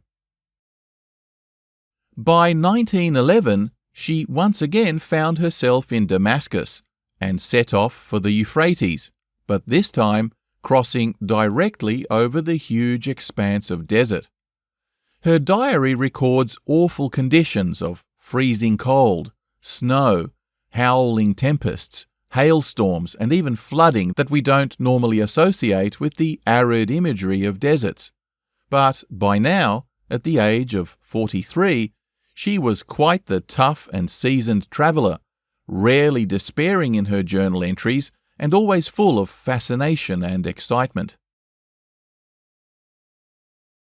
Once again, travelling south along the Euphrates, her regular conversations with both dignitaries and ordinary people about the political and economic crisis of Ottoman mismanagement, especially among the Shia population, made it clear that something needed to change to improve the lot of all Arabs throughout the Middle East and to stabilize the turbulent tribal warfare and banditry that had begun to escalate throughout the entire region.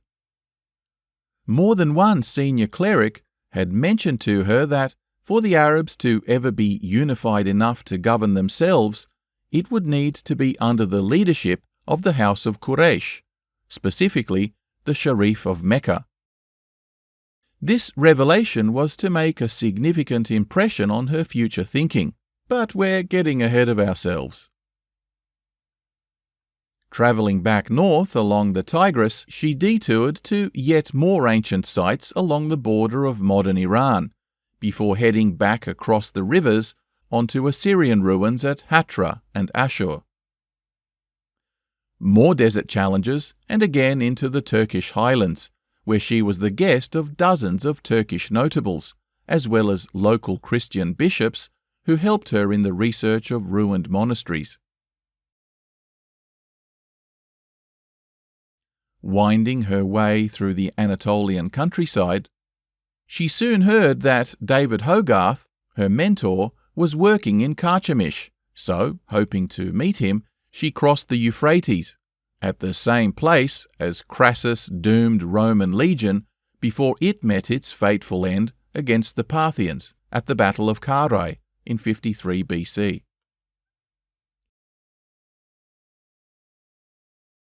She arrived at Carchemish only to find that Dr. Hogarth had already departed, but wrote in her diary that instead she met a charming young archaeologist by the name of TE Lawrence, a kindred spirit and fellow Oxfordian history graduate, who showed her his own digs and with whom she would go on to have a long and enduring friendship.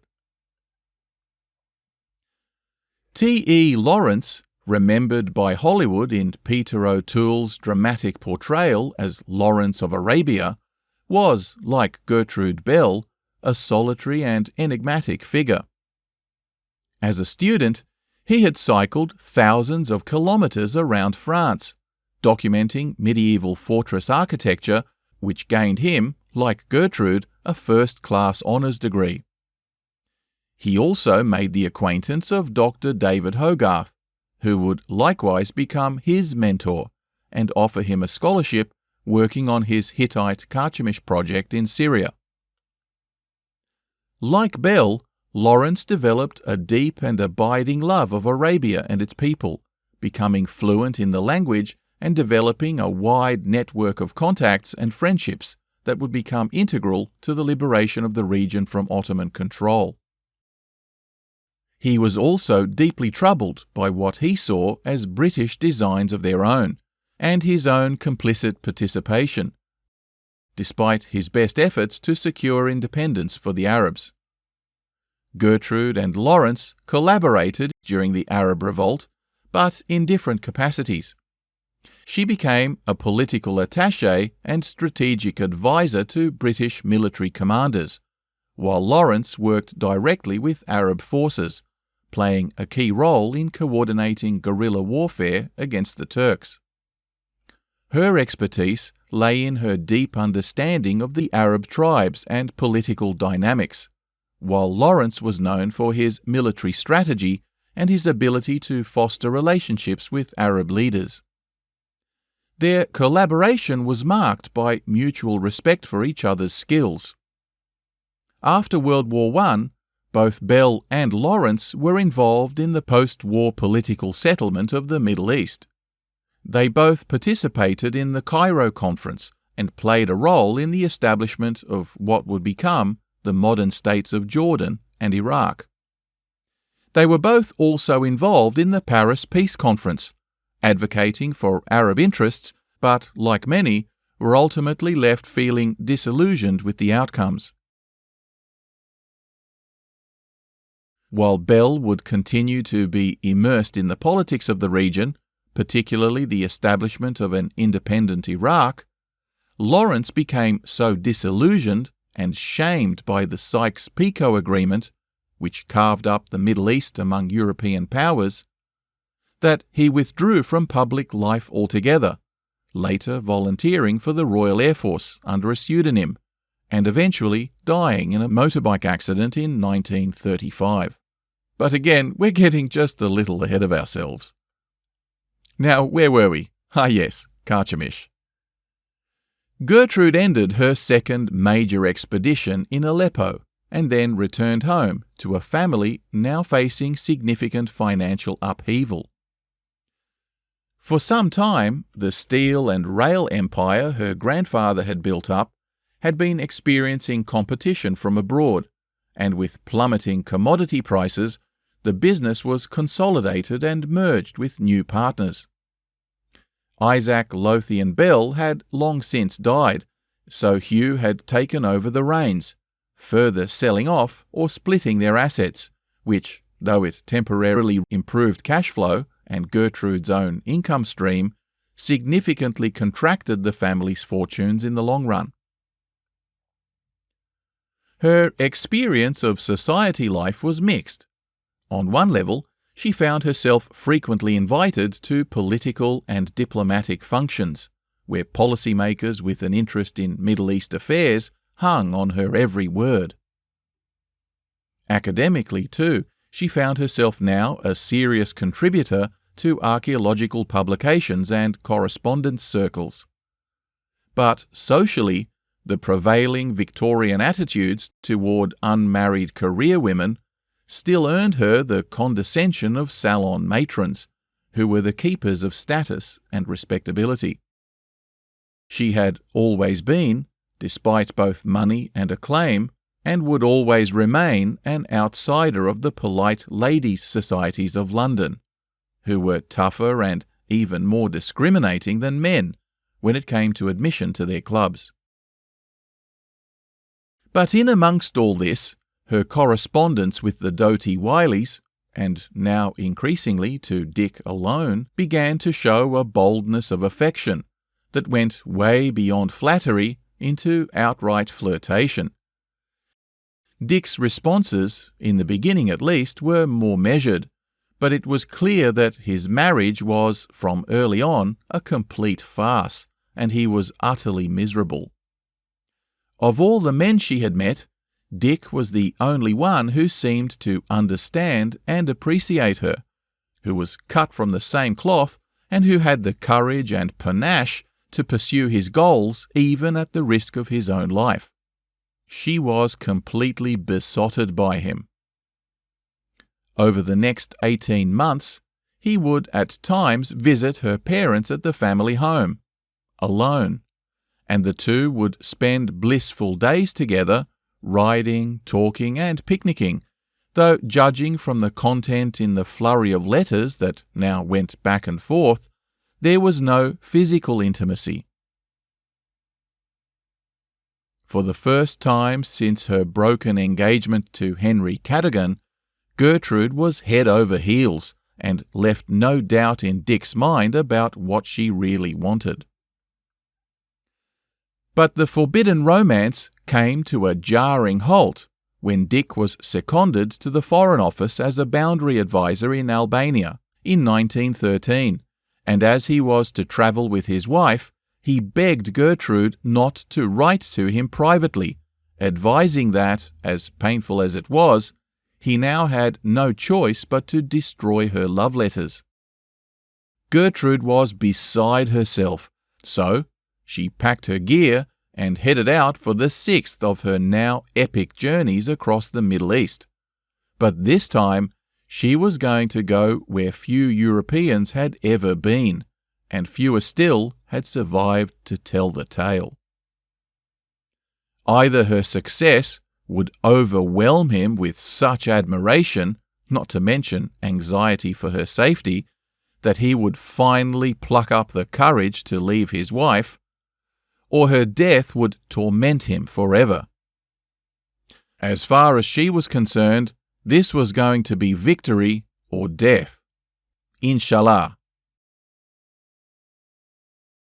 Her objective was the mysterious fortress city of Hayil, home to the Rashid dynasty, considered one of the most ferocious of all the Arabian clans. The Ottomans had long supported the Rashids, supplying them with guns and munitions in return for their loyalty.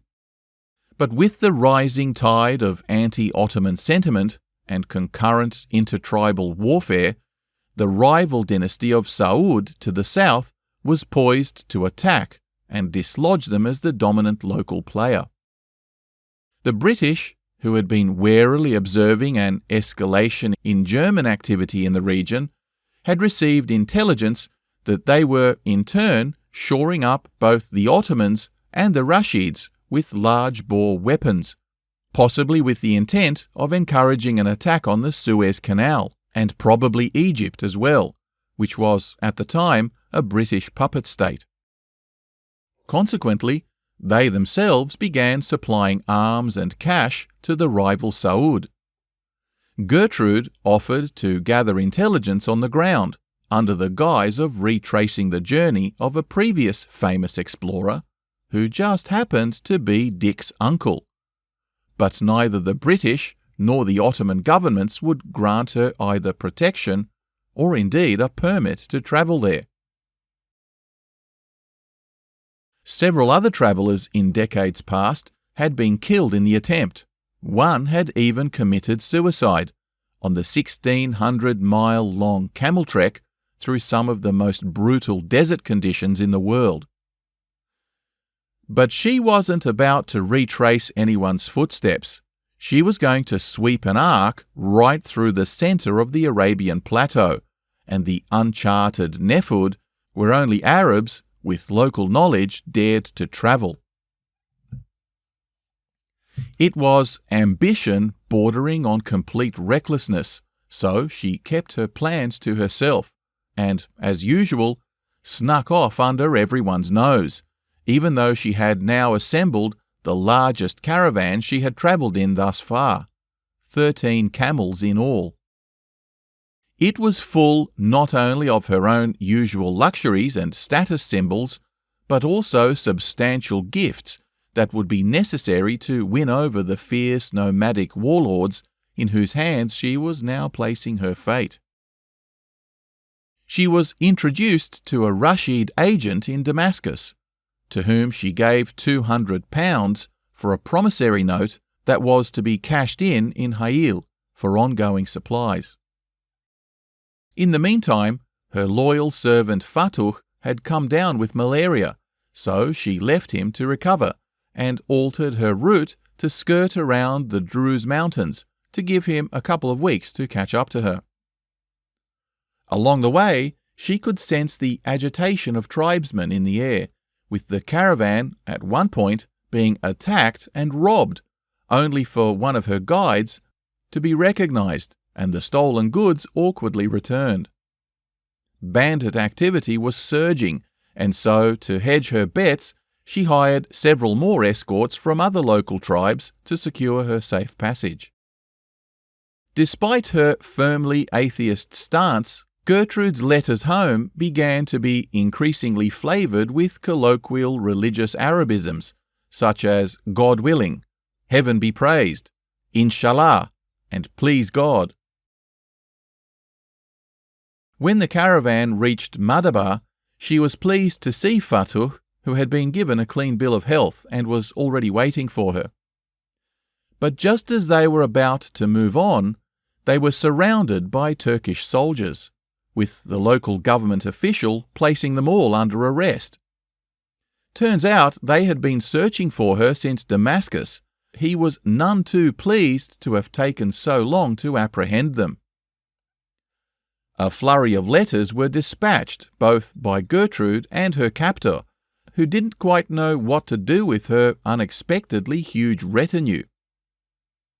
Gertrude's letter requested permission to study ruins at a nearby archaeological site, which would sanction her being there and also relieve the frustrated official of any further logistical challenges.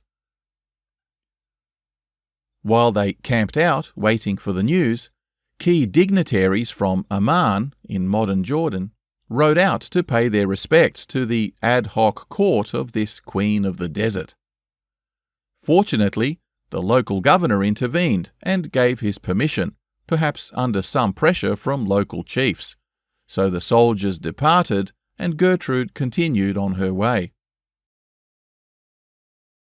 My troubles are over. I have today permission from the governor to go when I like. The permission comes just in time, for all my plans were laid and I was going to run away tomorrow night. They could not have caught me. However, I am now saved the trouble and the amusement. Straight into the desert they went again, making their way through bandit-infested valleys as they made their way up the central foothills. It became necessary to take on ever more refugees for protection, until she now had a substantial retinue, some of these guides bringing along their entire families and tents. Gertrude was now a fat, juicy target for marauders and had to negotiate, threaten, and bluff her way out of being stripped of all her goods on several occasions, before she had come anywhere near Hayil. Her fame and reputation was all that stood between success and disaster. Onward they travelled, through many wadis or canyons and up onto the plateau, coming into Hawaitat country, which was ruled by Prince Auda Abu Tayi, made famous by Anthony Quinn and his cringe-worthy fake aquiline nose in the Hollywood film Lawrence of Arabia. They approached his camp and came across his brother Muhammad, who, in Auda's absence, treated them generously, even riding out with Gertrude to show her some pre-Islamic ruins in the hills. With additional chaperones, they now continued across the great undulating sandy expanses and jagged black flint mountains of the Nejd towards Hayil.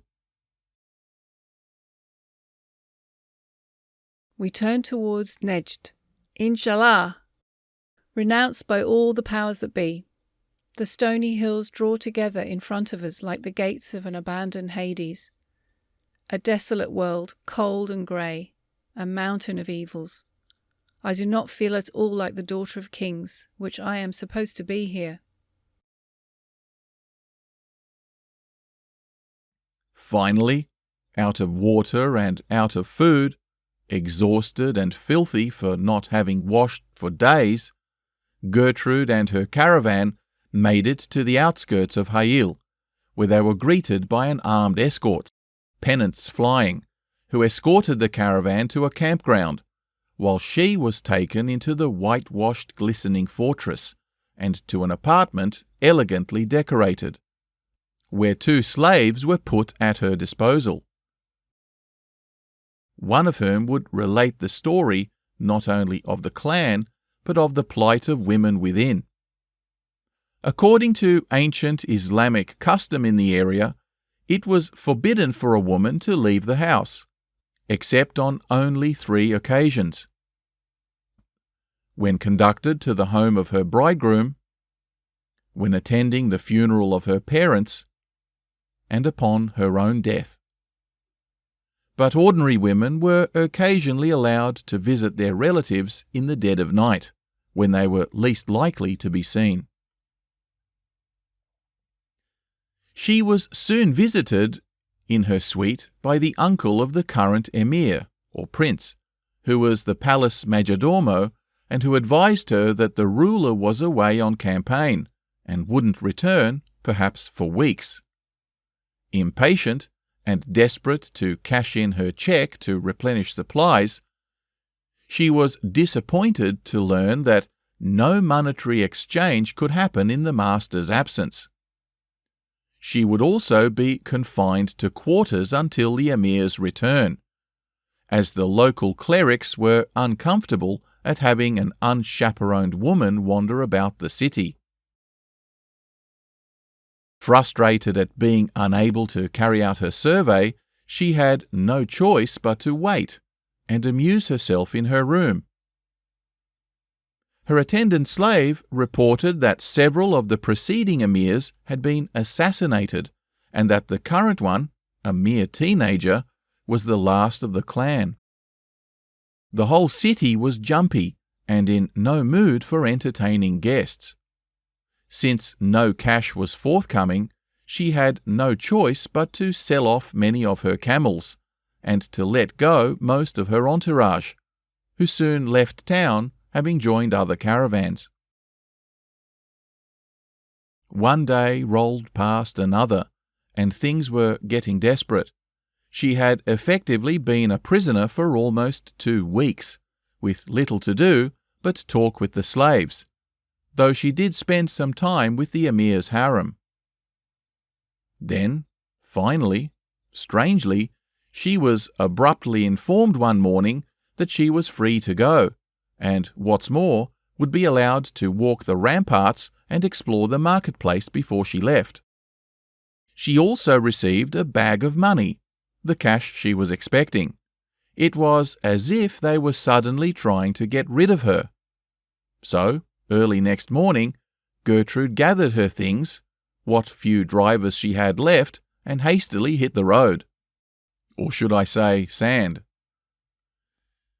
It was impossible to head south for Riyadh with the now greatly reduced supplies, so they headed due east towards the Euphrates, dodging yet more bandits and raiders along the way. For the first time, she now admitted feeling afraid, and in her journal she despaired that the whole journey had been a complete waste of time. But it was clear to her that the Rashid dynasty, now reduced by constant treachery and murder to just one 16-year-old boy, was definitely headed for extinction, and that their southern enemies, the Saud, were poised to dominate the region. It was intelligence that would prove crucial to Allied planners in the coming years, but for now it was on to Baghdad and some much-needed rest at the British Residency. There she was to receive letters from Dick, who was now in Addis Ababa and deeply involved in British Foreign Office affairs. She was keen to get home, this adventure having taken more of a toll than all the others combined. But there were still hundreds of miles of Syrian desert to cross, Ghazu raids to avoid, and dozens of sheikhs en route to pay her respects to, before finally approaching the green fields and abundant vineyards of Damascus. At last they arrived, and she collapsed into the arms of doctors at the British hospital. The Rashid agent, who had issued her with the promissory note, called in to see her, and told her that the emir's uncle, the major domo who had kept her under house arrest, had been executed upon the emir's return. It turns out that he was plotting a peace deal with the Saud, behind his nephew's back. Several months later, the emir himself was murdered in revenge, and so ended the bloody saga of the Rashid dynasty.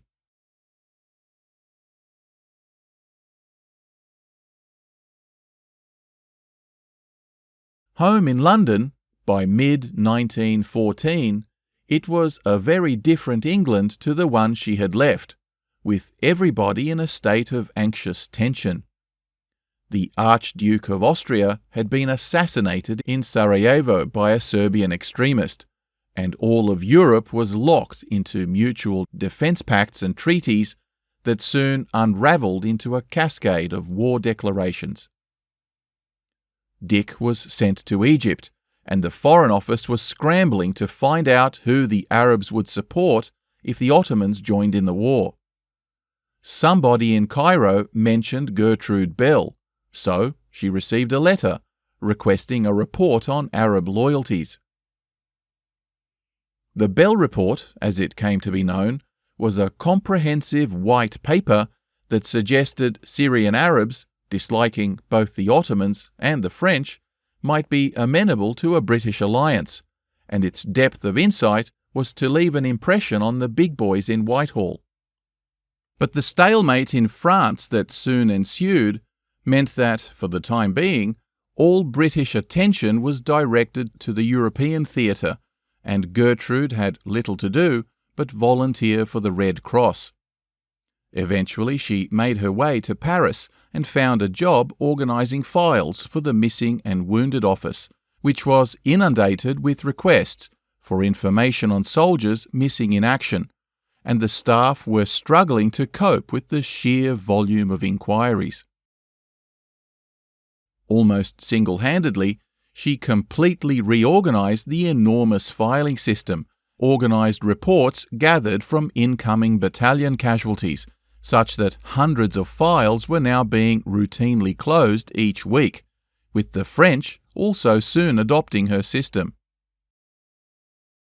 Later, she was recalled back to London, where she similarly reorganised the domestic data system of the Wounded and Missing Office to account for the huge volume of undocumented Allied troops convalescing on home soil, typically working herself to exhaustion. During a rare break at a function in London, somebody casually mentioned how dreadful it was that Dick Doty Wiley had been killed at Gallipoli. Nobody knew of her relationship with him. She sat there stunned, then ran out in tears to everybody's surprise. Of course, she knew he had re-enlisted and had even seen him briefly in London before he left for the front. On the 26th of April, 1915, the troops under his command landed on V Beach and were subjected to relentless strafing from the castle and village beyond the beach. Armed with only his walking cane and refusing to personally fire upon the Turkish people he had come to love, Lieutenant Colonel Doty Wiley casually strolled up the laneways, encouraging his men as bullets whizzed by. His soldiers would go on to take out the machine gun posts and secure the fort. Their commanding officer's calm demeanour, walking nonchalantly into the hail of bullets, was described by eyewitness accounts as nothing less than heroic, in the way that only the British can conceive of. Hayil suggests that Dick had recently declared his intention to divorce his wife, when Gertrude demanded that she could no longer live without him.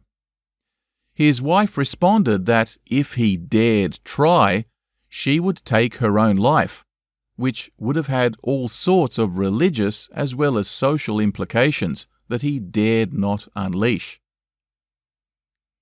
Unable to be with the woman he loved, and unable to divorce the wife that tormented him, it seems he chose the only honourable way out he could come up with: death in battle.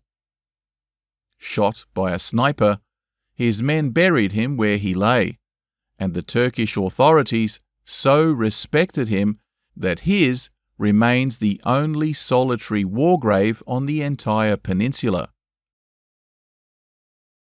Dick Doty Wiley was the highest-ranking officer to win the Victoria Cross during the entire Gallipoli campaign. Now, and for the second time, at the age of 46, fate had tragically snatched her beloved away. Gertrude was distraught and buried herself even deeper into her work, eventually extending her filing system to include German POWs, who were in camps all around the country. It was work that would earn her royal honours, but as the war expanded, it became clear that her real talents were being wasted, so she soon received yet another request and joined her old mentor, David, now Lieutenant Commander Hogarth, in Cairo, who was working closely with TE Lawrence at the Admiralty Intelligence Bureau, hoping to foment an Arab revolt against the Ottomans. Her maps and in-depth knowledge of tribal alliances proved invaluable to Lawrence's future actions in the desert, and they spent long hours discussing how best to motivate and organize a rebellion. The problem was that there had never been a clear pan-Arab consciousness, nor a united Arab nation. Instead, there was a myriad of ethnic, tribal, and religious groups, whose feuds and alliances were in a state of constant flux that made the Balkans look like a hippie love-in. The nomadic Bedouin, who would have to play a key role in any insurrection, were a fiercely independent and aloof culture, existing on the fringes of the habitable world, who regarded the surrounding settled peoples with disdain, and their own freedom to roam and raid and pillage as a God-given right. Even the Turks feared to enter the desert where these marauders held sway. Appeals to patriotism and independence would not sway them. As far as they were concerned, they were already free and independent. The only way to recruit them would be to pay them off as mercenaries, with gold and guns, lots of it, along with the promise of more loot and plunder of Turkish strongholds. The other non-migratory Arabs throughout Mesopotamia, who had a proud history of mighty empires, were another story, however, and if the correct leader were placed in charge, the Bureau believed it was possible to mobilize them against the Ottomans.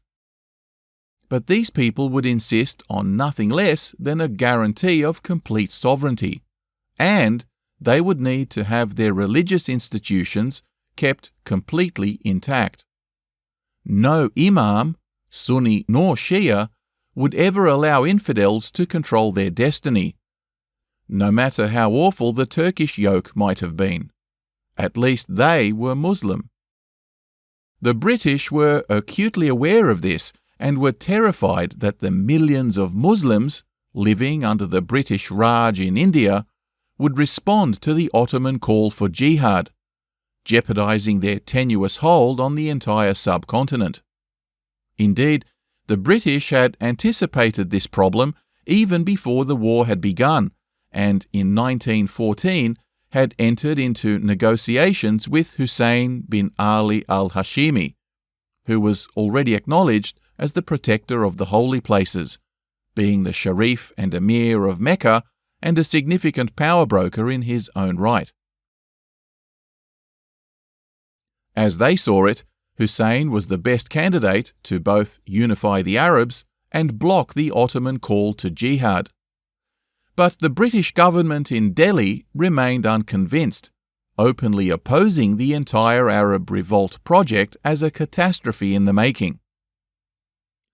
But in the wake of the failed Gallipoli campaign, pressure mounted on the now renamed Arab Bureau to expedite a revolution, whose primary intent was to tie down tens of thousands of Ottoman troops and prevent their deployment to other theatres of war. Consequently, Lord Kitchener ratified a deal granting the Hashemite emir in Mecca huge territorial concessions if he would raise an army and aid them in molesting the Turks.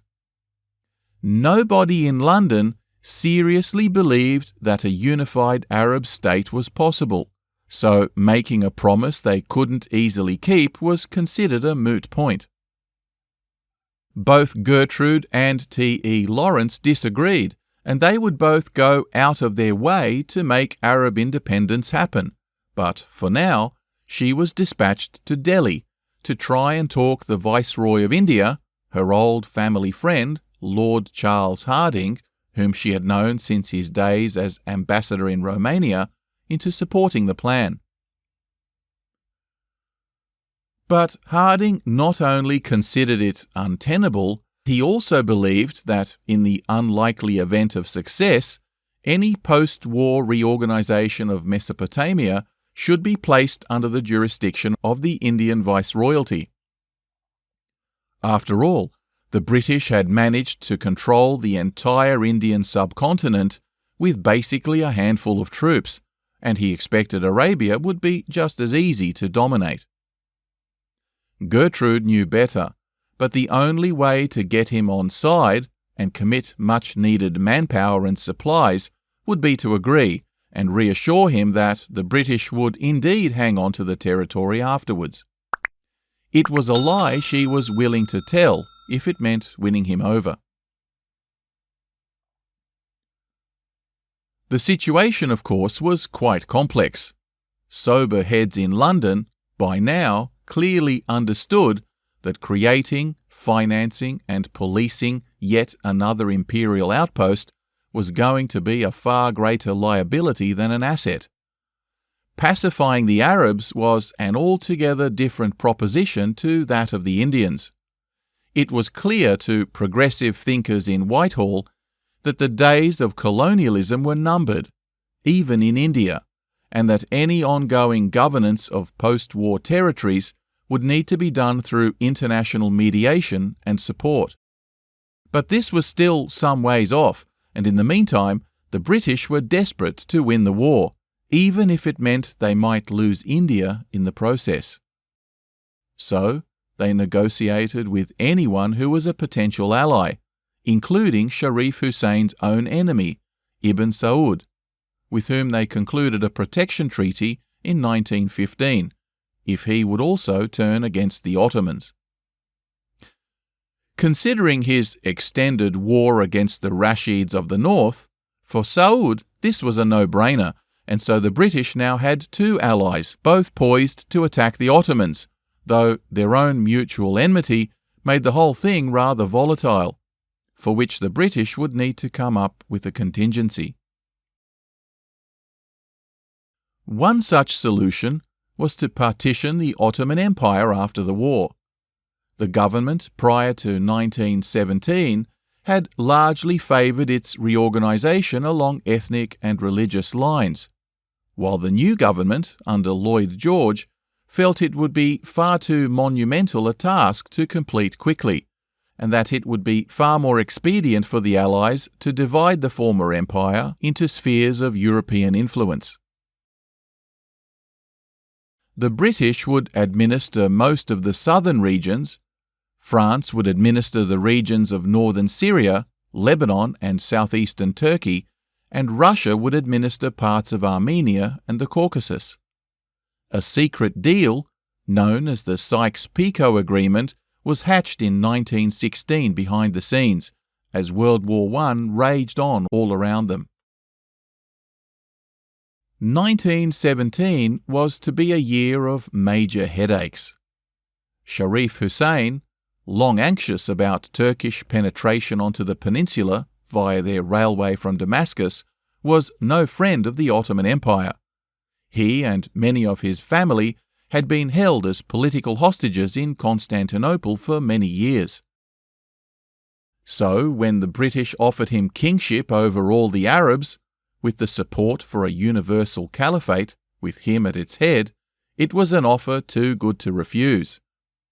He declared war on the Ottomans in June of 1916, which his three sons, Emirs Ali, Abdullah and Faisal, his eldest, second and third in line respectively, prosecuted on his behalf.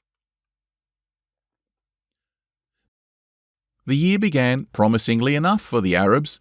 The Hashemite forces, with the help of the British, were making advances and had won a number of strategic engagements against the Turks. The railway that supplied Ottoman forces was constantly being sabotaged, starving them of resources and reinforcements, and by June, TE Lawrence and King Hussein's third son Prince Faisal had taken Aqaba, the last Ottoman-held port on the Red Sea. But by October, the Russian Revolution had precipitated its withdrawal from the war, and the Bolshevik government now publicized all the secret deals that their predecessor government had struck with the other allies, notably the Sykes-Picot Agreement. It almost caused the entire Arab Revolt to come to a grinding halt, as both the Syrians in the north and Sharif Hussein in the south demanded a please explain from their British allies. To them, the Sykes-Picot Agreement flew in the face of their promises of complete independence. American President Woodrow Wilson, whose country was poised to finally commit fully to the war effort, was livid and made it abundantly clear that there was no way the United States would support a neo-colonial carve-up in the Middle East. Prime Minister Lloyd George scrambled to reassure Arab allies that the Sykes-Picot Agreement had been superseded by events on the ground, and that they had every intention of honouring their commitment to Arab independence. Whether or not he really meant it has been up for debate ever since, but a secret letter from Parliament to Sharif Hussein, known as the Bassett Letter, confirmed this commitment, as did a formal declaration in June of 1918, known as the Declaration to the Seven, in which the British government publicly affirmed its commitment that any future state in the region be based on the principle of consent from the governed. As if to hammer the idea home, Woodrow Wilson issued his own now famous 14 Points speech, which stipulated that all nationalities which were now under Ottoman rule should be assured an undoubted security of life and an absolutely unmolested opportunity of autonomous development. But wait, there's more. Adding to this quagmire was growing pressure on the British government from within to promote the idea of a Jewish homeland in Palestine. Since the 1880s, repeated pogroms in Russia and Central Europe had seen a rising wave of anti-Semitism and an exodus of hundreds of thousands of Jews fleeing persecution and murder. A number of influential members of the British Parliament lobbied on behalf of the formation of a permanent Jewish homeland in Palestine, at the time a nebulous collection of Ottoman provinces. And despite opposition from several quarters, these ideas were crystallized into a public document that would become known as the Balfour Declaration, in which the nature and extent of this homeland remained vague and undefined, but that the rights of all other ethnic and religious groups in the region were to be strenuously maintained. It was an intentionally nebulous document, presumably aimed at garnering the support of the international Jewish lobby, without offering the explicit guarantee of independent statehood. But the idea of it nevertheless bothered Sharif Hussein, and he demanded a clarification from London, which came in the form of yet another secret correspondence, the Hogarth Letter, again rather nebulously reassuring the Sharif that it would in no way jeopardize Arab sovereignty, nor did it explicitly state that an autonomous Jewish state was being planned. Unfortunately for the British, they had just boxed themselves into a corner, but for now, all that mattered was the defeat of Germany. So far as European influence on the ground was concerned, both Lawrence and Gertrude expressed dismay at the publication of the Sykes-Picot Agreement. Lawrence's now close relationship to Prince Faisal caused him abiding shame at being a British officer, while Gertrude, on the other hand, was not about to let either London or Paris interfere with her own plans to help the Arabs achieve their objective. Both were similarly skeptical about the implementation of the Balfour Declaration, despite Prince Faisal's belief that Jewish immigration might actually be good for the region economically. He and Zionist leader Chaim Weizmann eventually signed an agreement in 1919, believe it or not, in support of Jewish immigration, as long as the Zionist movement would itself support Arab independence. Faisal believed that the Jewish and British lobby would counter French colonial designs in Greater Syria. Gertrude later noted that it was, ironically, the Zionist movement that solidified the idea of a Palestinian nation, where there had previously not been one, and whose inhabitants had never been consulted in deliberations on their future, and who now mobilized their opposition to immigration in a unified and vocal way. Gertrude predicted that the unchecked Jewish immigration now unleashed would cause significant enmity between the Arabs and Jews more broadly, where hitherto there had been peaceful coexistence. There were at least 50,000 Jews living in Baghdad alone, with many more across the entire Middle East, and she was seriously concerned that violence would spill over into the other major cities, leading to a catastrophic expulsion of Jewry from every other Muslim territory. This, indeed, is exactly what eventually happened, and, ironically, it only increased the flood of Jewish refugees into Palestine that under the Sykes-Picot Agreement covered not only what we today recognize as Israel, but also the entire state of Jordan, parts of Lebanon and modern Syria.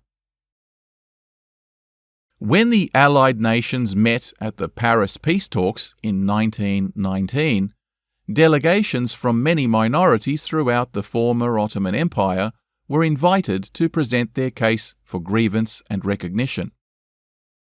The conference had several major objectives: to formalize an end to the war and impose punitive measures on the losers, to break up and redraw the borders of the defunct losing empires and to establish independent new states from the remains, and to establish a League of Nations, which was to oversee the process with mandates of temporary stewardship and training for new nations till they were ready to govern themselves. It was also to provide a forum for future deliberation, dispute resolution, and to provide security guarantees from an international perspective. Scores of ethnic and religious minorities from all over the world attended, including dozens from the region that was now being called Iraq, all hoping for independence, or at least some degree of autonomy, and Gertrude, sent there as a political advisor by the British administration in Baghdad, fought hard to promote their interests at a conference where the big four power brokers were too busy squabbling amongst themselves to devote much energy to the claims of ethnic groups many of them had never even heard of. The result was a rather unsatisfactory one for most, and the punitive measures levied on Germany in particular have been described by historians as being directly responsible for the nightmare that was to engulf Europe just 20 years later. Even Japan, who was an ally, found itself sidelined when its call for the Charter of the League of Nations to carry a declaration of equality for all ethnic and racial groups was met with silence, is, ironically, considered by many to be the slap in the face that motivated its own imperialist and racist doctrines that caused so much horror and tragedy in subsequent years.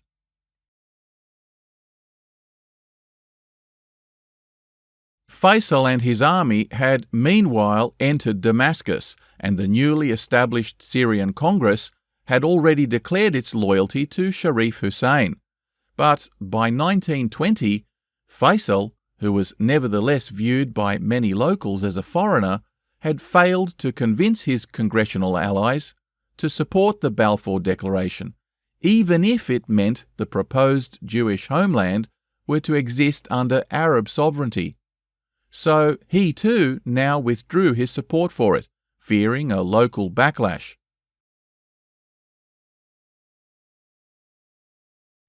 Instead, he at least managed to get the French to sign an agreement recognizing the right of Syrians to unite in governing themselves as an independent nation, much as the British had done in regards to clarifying their position on the Sykes-Picot Agreement.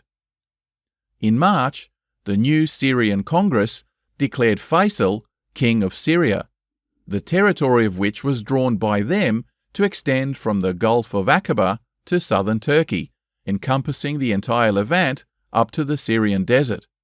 But meanwhile, at the San Remo conference, the victorious allies ignored the Syrian Congress altogether and went ahead implementing the League of Nations version of the now modified Sykes-Picot Agreement, in which the French and British, rather than possessing, were instead given a temporary mandate to act as caretaker governments until the locals were supposedly ready to govern themselves. Trouble was that Syria, as mentioned, had already declared itself an independent country, with its own self-established borders, Congress, and now head of state. So they rejected the mandate out of hand as both unwanted and unnecessary. The French, who had decided that they knew better than the locals how to implement self-determination, now used their mandate as a pretext to grace the Syrians and Lebanese with the generous benefit of an invasion, ousting its new government and imposing martial law and a puppet regime of their own choosing. Faisal was now almost literally king for a day and fled with his cabinet into the British sector.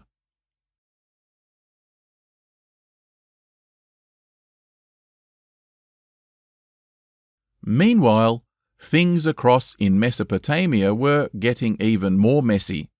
Gertrude had in 1917, if you recall, managed to convince the Indian viceroy to support the Arab Revolt and to put aside his own anachronistic colonial designs of annexing Mesopotamia under the Indian government.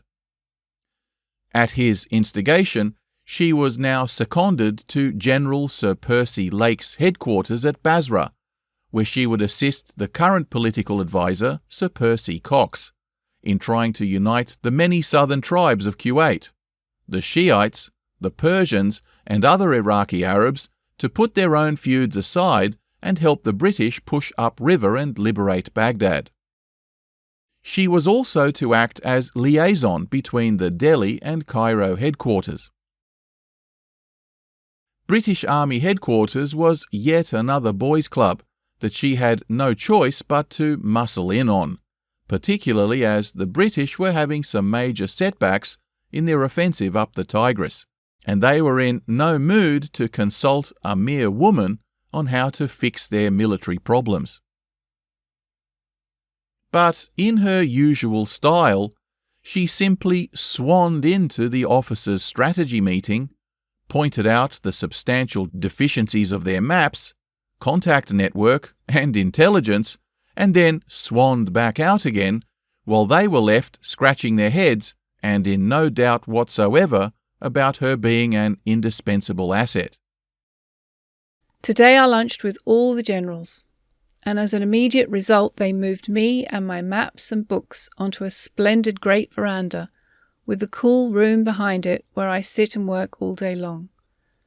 I think I have got over most of the difficulties, and the growing cordiality of my colleagues is a source of unmixed satisfaction.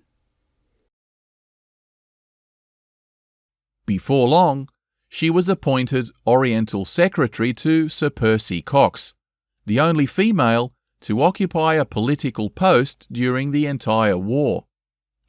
But the Mesopotamian campaign was floundering, partly through poor intelligence and partly through strained resources, such that the British garrison at Kut, halfway up the Tigris between Basra and Baghdad, became completely enveloped in a Turkish counter-operation, such that thousands of British soldiers were forced to surrender. This humiliating debacle finally forced the War Office to allocate more troops and supplies to the theatre, and with Gertrude's cajoling of local sheiks to assist, Kut was eventually liberated, and Baghdad was captured by March of 1917. As the Turks withdrew, they pursued a scorched earth policy of destroying infrastructure and burning administrative records and buildings, as well as bribing local warlords to raid British supplies. When the Allies moved northwards, they found a province in complete disarray. There had been a drought for several years, with no investment in maintenance of irrigation and infrastructure for over a century. The people were starving, and endemic disease was now rife. Gertrude had many friends now in Baghdad, and when the city was finally secure, she was called to move her office there and tasked with the enormous challenge of coordinating a relief effort, mobilizing British military engineers to repair critical infrastructure and to liaise with local leaders to secure their cooperation in normalizing day-to-day life. But with official records destroyed and the entire corrupt and dysfunctional Turkish judiciary and governance mechanism now gone, they had to almost start from scratch, appointing poorly equipped and trained Arabs to take over the reins of all the arms of local government, from healthcare to education, law and policing. Gertrude had to approach local mosque imams and recruit them to assist in relief and administrative efforts. An approach that would normally be unthinkable for a woman, yet her reputation among the many local tribal sheiks was still so great that she was rarely ever disrespected, even among the highly conservative Shia clerics of the south. Yet, here too, she made an impact. The Turks, who were Sunni Muslims, viewed the Shia as apostates and denied them vital resources and civil support for centuries. Gertrude saw to it that their mosques, schools and hospitals were apportioned British funds and civil engineers for repair, such that the Shia, perhaps more than any other group, came to see the British presence as temporarily preferable to the Turkish one, despite their being infidels. As the British continued their penetration further northward, and the war eventually came to a close, Winston Churchill, who was at the time Minister for War and later Secretary of State for the Colonies, voiced his alarm at the vast sums of money being spent on the relief and reconstruction of a region that had been a decaying Ottoman backwater for centuries. The British government, now in an economic slump and subject to ongoing waves of crippling domestic workers' strikes, was desperate to install a functioning government in order to cut costs, which was in the order of tens of millions of pounds per year. Gertrude worked night and day trying to establish a representative Iraqi parliament that would be expected to soon run independently, albeit with some ongoing British economic and advisory support. But Mesopotamia was a region in turmoil. There was, as mentioned, no sense of pan-Arab nationalism. It was each tribe, each sect, each ethnic group for itself. Even the long-suffering Kurds in the north had several mutually hostile factions that refused to unite or even define their own territorial boundaries. It was clear that, for the time being, unlike what was going on in Damascus, self-government with the help of European advisors was still some way off, and that British government with Arab advisors was the only viable option. Critics who dismissed this as simply a veiled extension of British colonialism fail to comprehend the anarchic, undemocratic tribal relationships that were in no shape to simply come together into a cohesive congressional body in the way Damascus had done. The alternative of perhaps establishing dozens of microstates was considered economically and politically not viable. It was Gertrude's view that, at the very least, rather than a British governor, the region would need to have an unaligned Muslim head of state that was agreeable to all of the locals. But again, there were so many mutually hostile and balkanized groups that it made choosing one highly problematic. She believed that the only viable option, acceptable to all factions, would be to appoint the sons of Sharif Hussein, because he not only held the holy places of Mecca and Medina, but more importantly, his sons were direct descendants, both maternally and paternally, of the Prophet himself. She believed that this fact would confer the greatest available legitimacy to a future head of state and would overcome the substantial objections that his ethnic and sectarian background might inevitably raise. Meanwhile, Ibn Saud, a rival and another potential candidate, had been busy mopping up Turkish control of Central Arabia, and he had now secured quite a solid power base of his own. But his austere Wahhabist sect of Islam was foreign to both Sunni and Shia alike, and it was unlikely to move either Levantine or Mesopotamian populations to support his aspirations of control beyond his traditional holdings on the peninsula. Ibn Saud would instead focus on expanding into the Sharif's hereditary domains, and over the coming decades, the House of Saud would indeed establish itself as the unrivaled power in the region, even coming into possession of the holy cities on the west coast. When Winston Churchill convened the Cairo Conference in 1921, in which all the relevant field commanders were summoned to discuss British policy in their mandated regions, Gertrude, conspicuous as the only woman present, argued forcefully, along with Lawrence, for the British to not make the same mistake as the French and to propose the Sharif's sons as heads of state. The second eldest, Abdullah, for a new state to be carved off Palestine that would be called Transjordan, and which would not be subject to the Jewish homeland question. They also called for the now exiled Faisal to be installed in a new state to be called Iraq, both of which would be subject to a plebiscite in which local populations would hold ultimate approval. Against Gertrude's advice, which was to grant Abdullah control of the entire region, the British would continue to manage the now rump western part of Palestine, but limit the immigration of Jews in order to placate the local Muslim, and it should be said, Christian populations, until such time as an agreeable local solution could be found.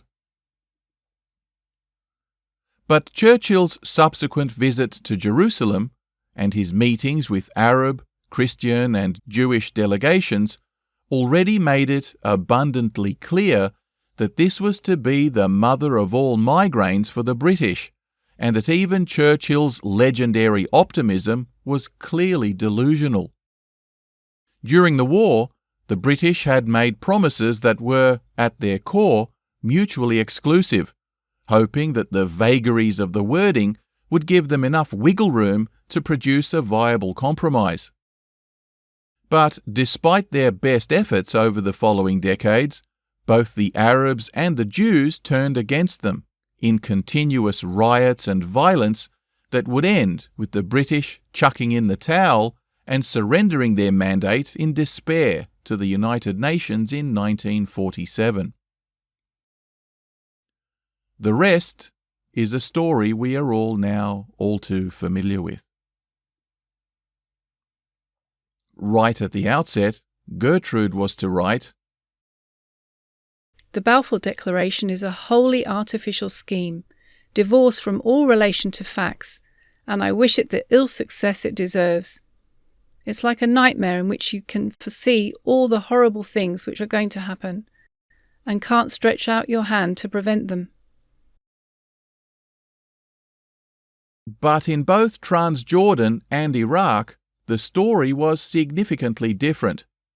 Despite the multitude of potential conflicts, and there were conflicts, as many locals became frustrated at the lack of speed of handover, with Gertrude's aggressive lobbying throughout the Kurdish north, Faisal managed to eventually achieve sufficient public support to be elected as head of state of the now large, multi-ethnic nation that Lawrence believed was nevertheless doomed to fail. But Gertrude would work closely with Faisal to cement his popularity among Iraqi citizens and establish the requisite branches of government needed to rule fairly and effectively. He had even publicly referred to her as his sister, giving her complete freedom in his home and tutoring his sheltered wife, now Queen of Iraq, in the social and diplomatic duties of First Lady for what was intended to be a modern and progressive Muslim state. She had become quite a close confidant, facilitating his relationship with local leaders, who generally viewed Faisal as a greater foreigner even than Gertrude, who had by now earned herself a new nickname of Al-Khatun, or Lady of the Court, becoming a key mediator between Faisal's government and the British High Commission. She also had significant input into the establishment of Iraq's borders and even the design of its flag. But Faisal's determination to stamp his own authority over the country, which was often insensitive to the concerns of minorities, eventually caused such friction between them that Gertrude was eventually sidelined from her role as his political advisor, and now into a more cultural one, in which she oversaw the establishment of the Baghdad Women's Hospital, the National Library of Iraq, and the National Archaeological Museum. She also held a ministerial position as Director of Antiquities, where she pushed for legislation to protect dig sites from being exploited by foreign archaeologists, and to ensure that all projects in the future were licensed as joint ventures, in a measure to preserve ownership of excavated material and to disrupt the black market trade in smuggled antiquities. But by now, in her late 50s, her health had deteriorated significantly. She had succumbed to regular bouts of bronchial disease brought on by a lifetime of heavy smoking. Some have suggested that she had also been diagnosed with lung cancer. She also now had frequent bouts of malaria, and the oppressive summer heat in Baghdad was finally taking its toll. This, along with the news of the death of her dear brother Hugo and her political alienation from Faisal, was noted by many observers as having plunged her into a deep personal depression. On the 12th of July, 1926, her body was discovered in her bed by her loyal maid, presumably having died of an overdose of sleeping pills. Historians still debate whether the overdose was accidental or intentional. Her funeral and interment at the Anglican cemetery in Baghdad was a huge affair, the cortege escorted by an entire army regiment, her coffin draped in both British and Iraqi flags and attended by both British and Iraqi dignitaries. The news of her death, of course, spread quickly, and sheikhs from many tribes poured into the city from far and wide. Jews, Muslims, Shia and Sunni, friends and strangers, rich and poor, by the tens of thousands accompanied the procession to her tomb in a show of grief fitting for a queen. She would have loved it. So, what can we say about this outspoken and passionate advocate of Arab rights and her lasting influence on Middle Eastern affairs? Historians continue to debate her political legacy, which is undoubtedly complex and not without its fair share of critics, though few could argue against her firm desire to promote the interests of the people she had come to love, even when it meant going against the Eurocentric program of her superiors. Her predictions in Palestine were clearly accurate, while her knowledge and conciliatory efforts among the traditional tribal groups throughout the Middle East fostered a growing confidence in a pan-Arab identity that gave them a greater international voice than might have otherwise been the case. She brought both their grievances and aspirations to the forefront of political debate at the League of Nations, and was instrumental in deliberations about where borders were best drawn. Iraq, despite her best intentions, like much of the Middle East after her death, would go on to suffer decades of coups and counter-coups, especially after gaining complete independence in 1932.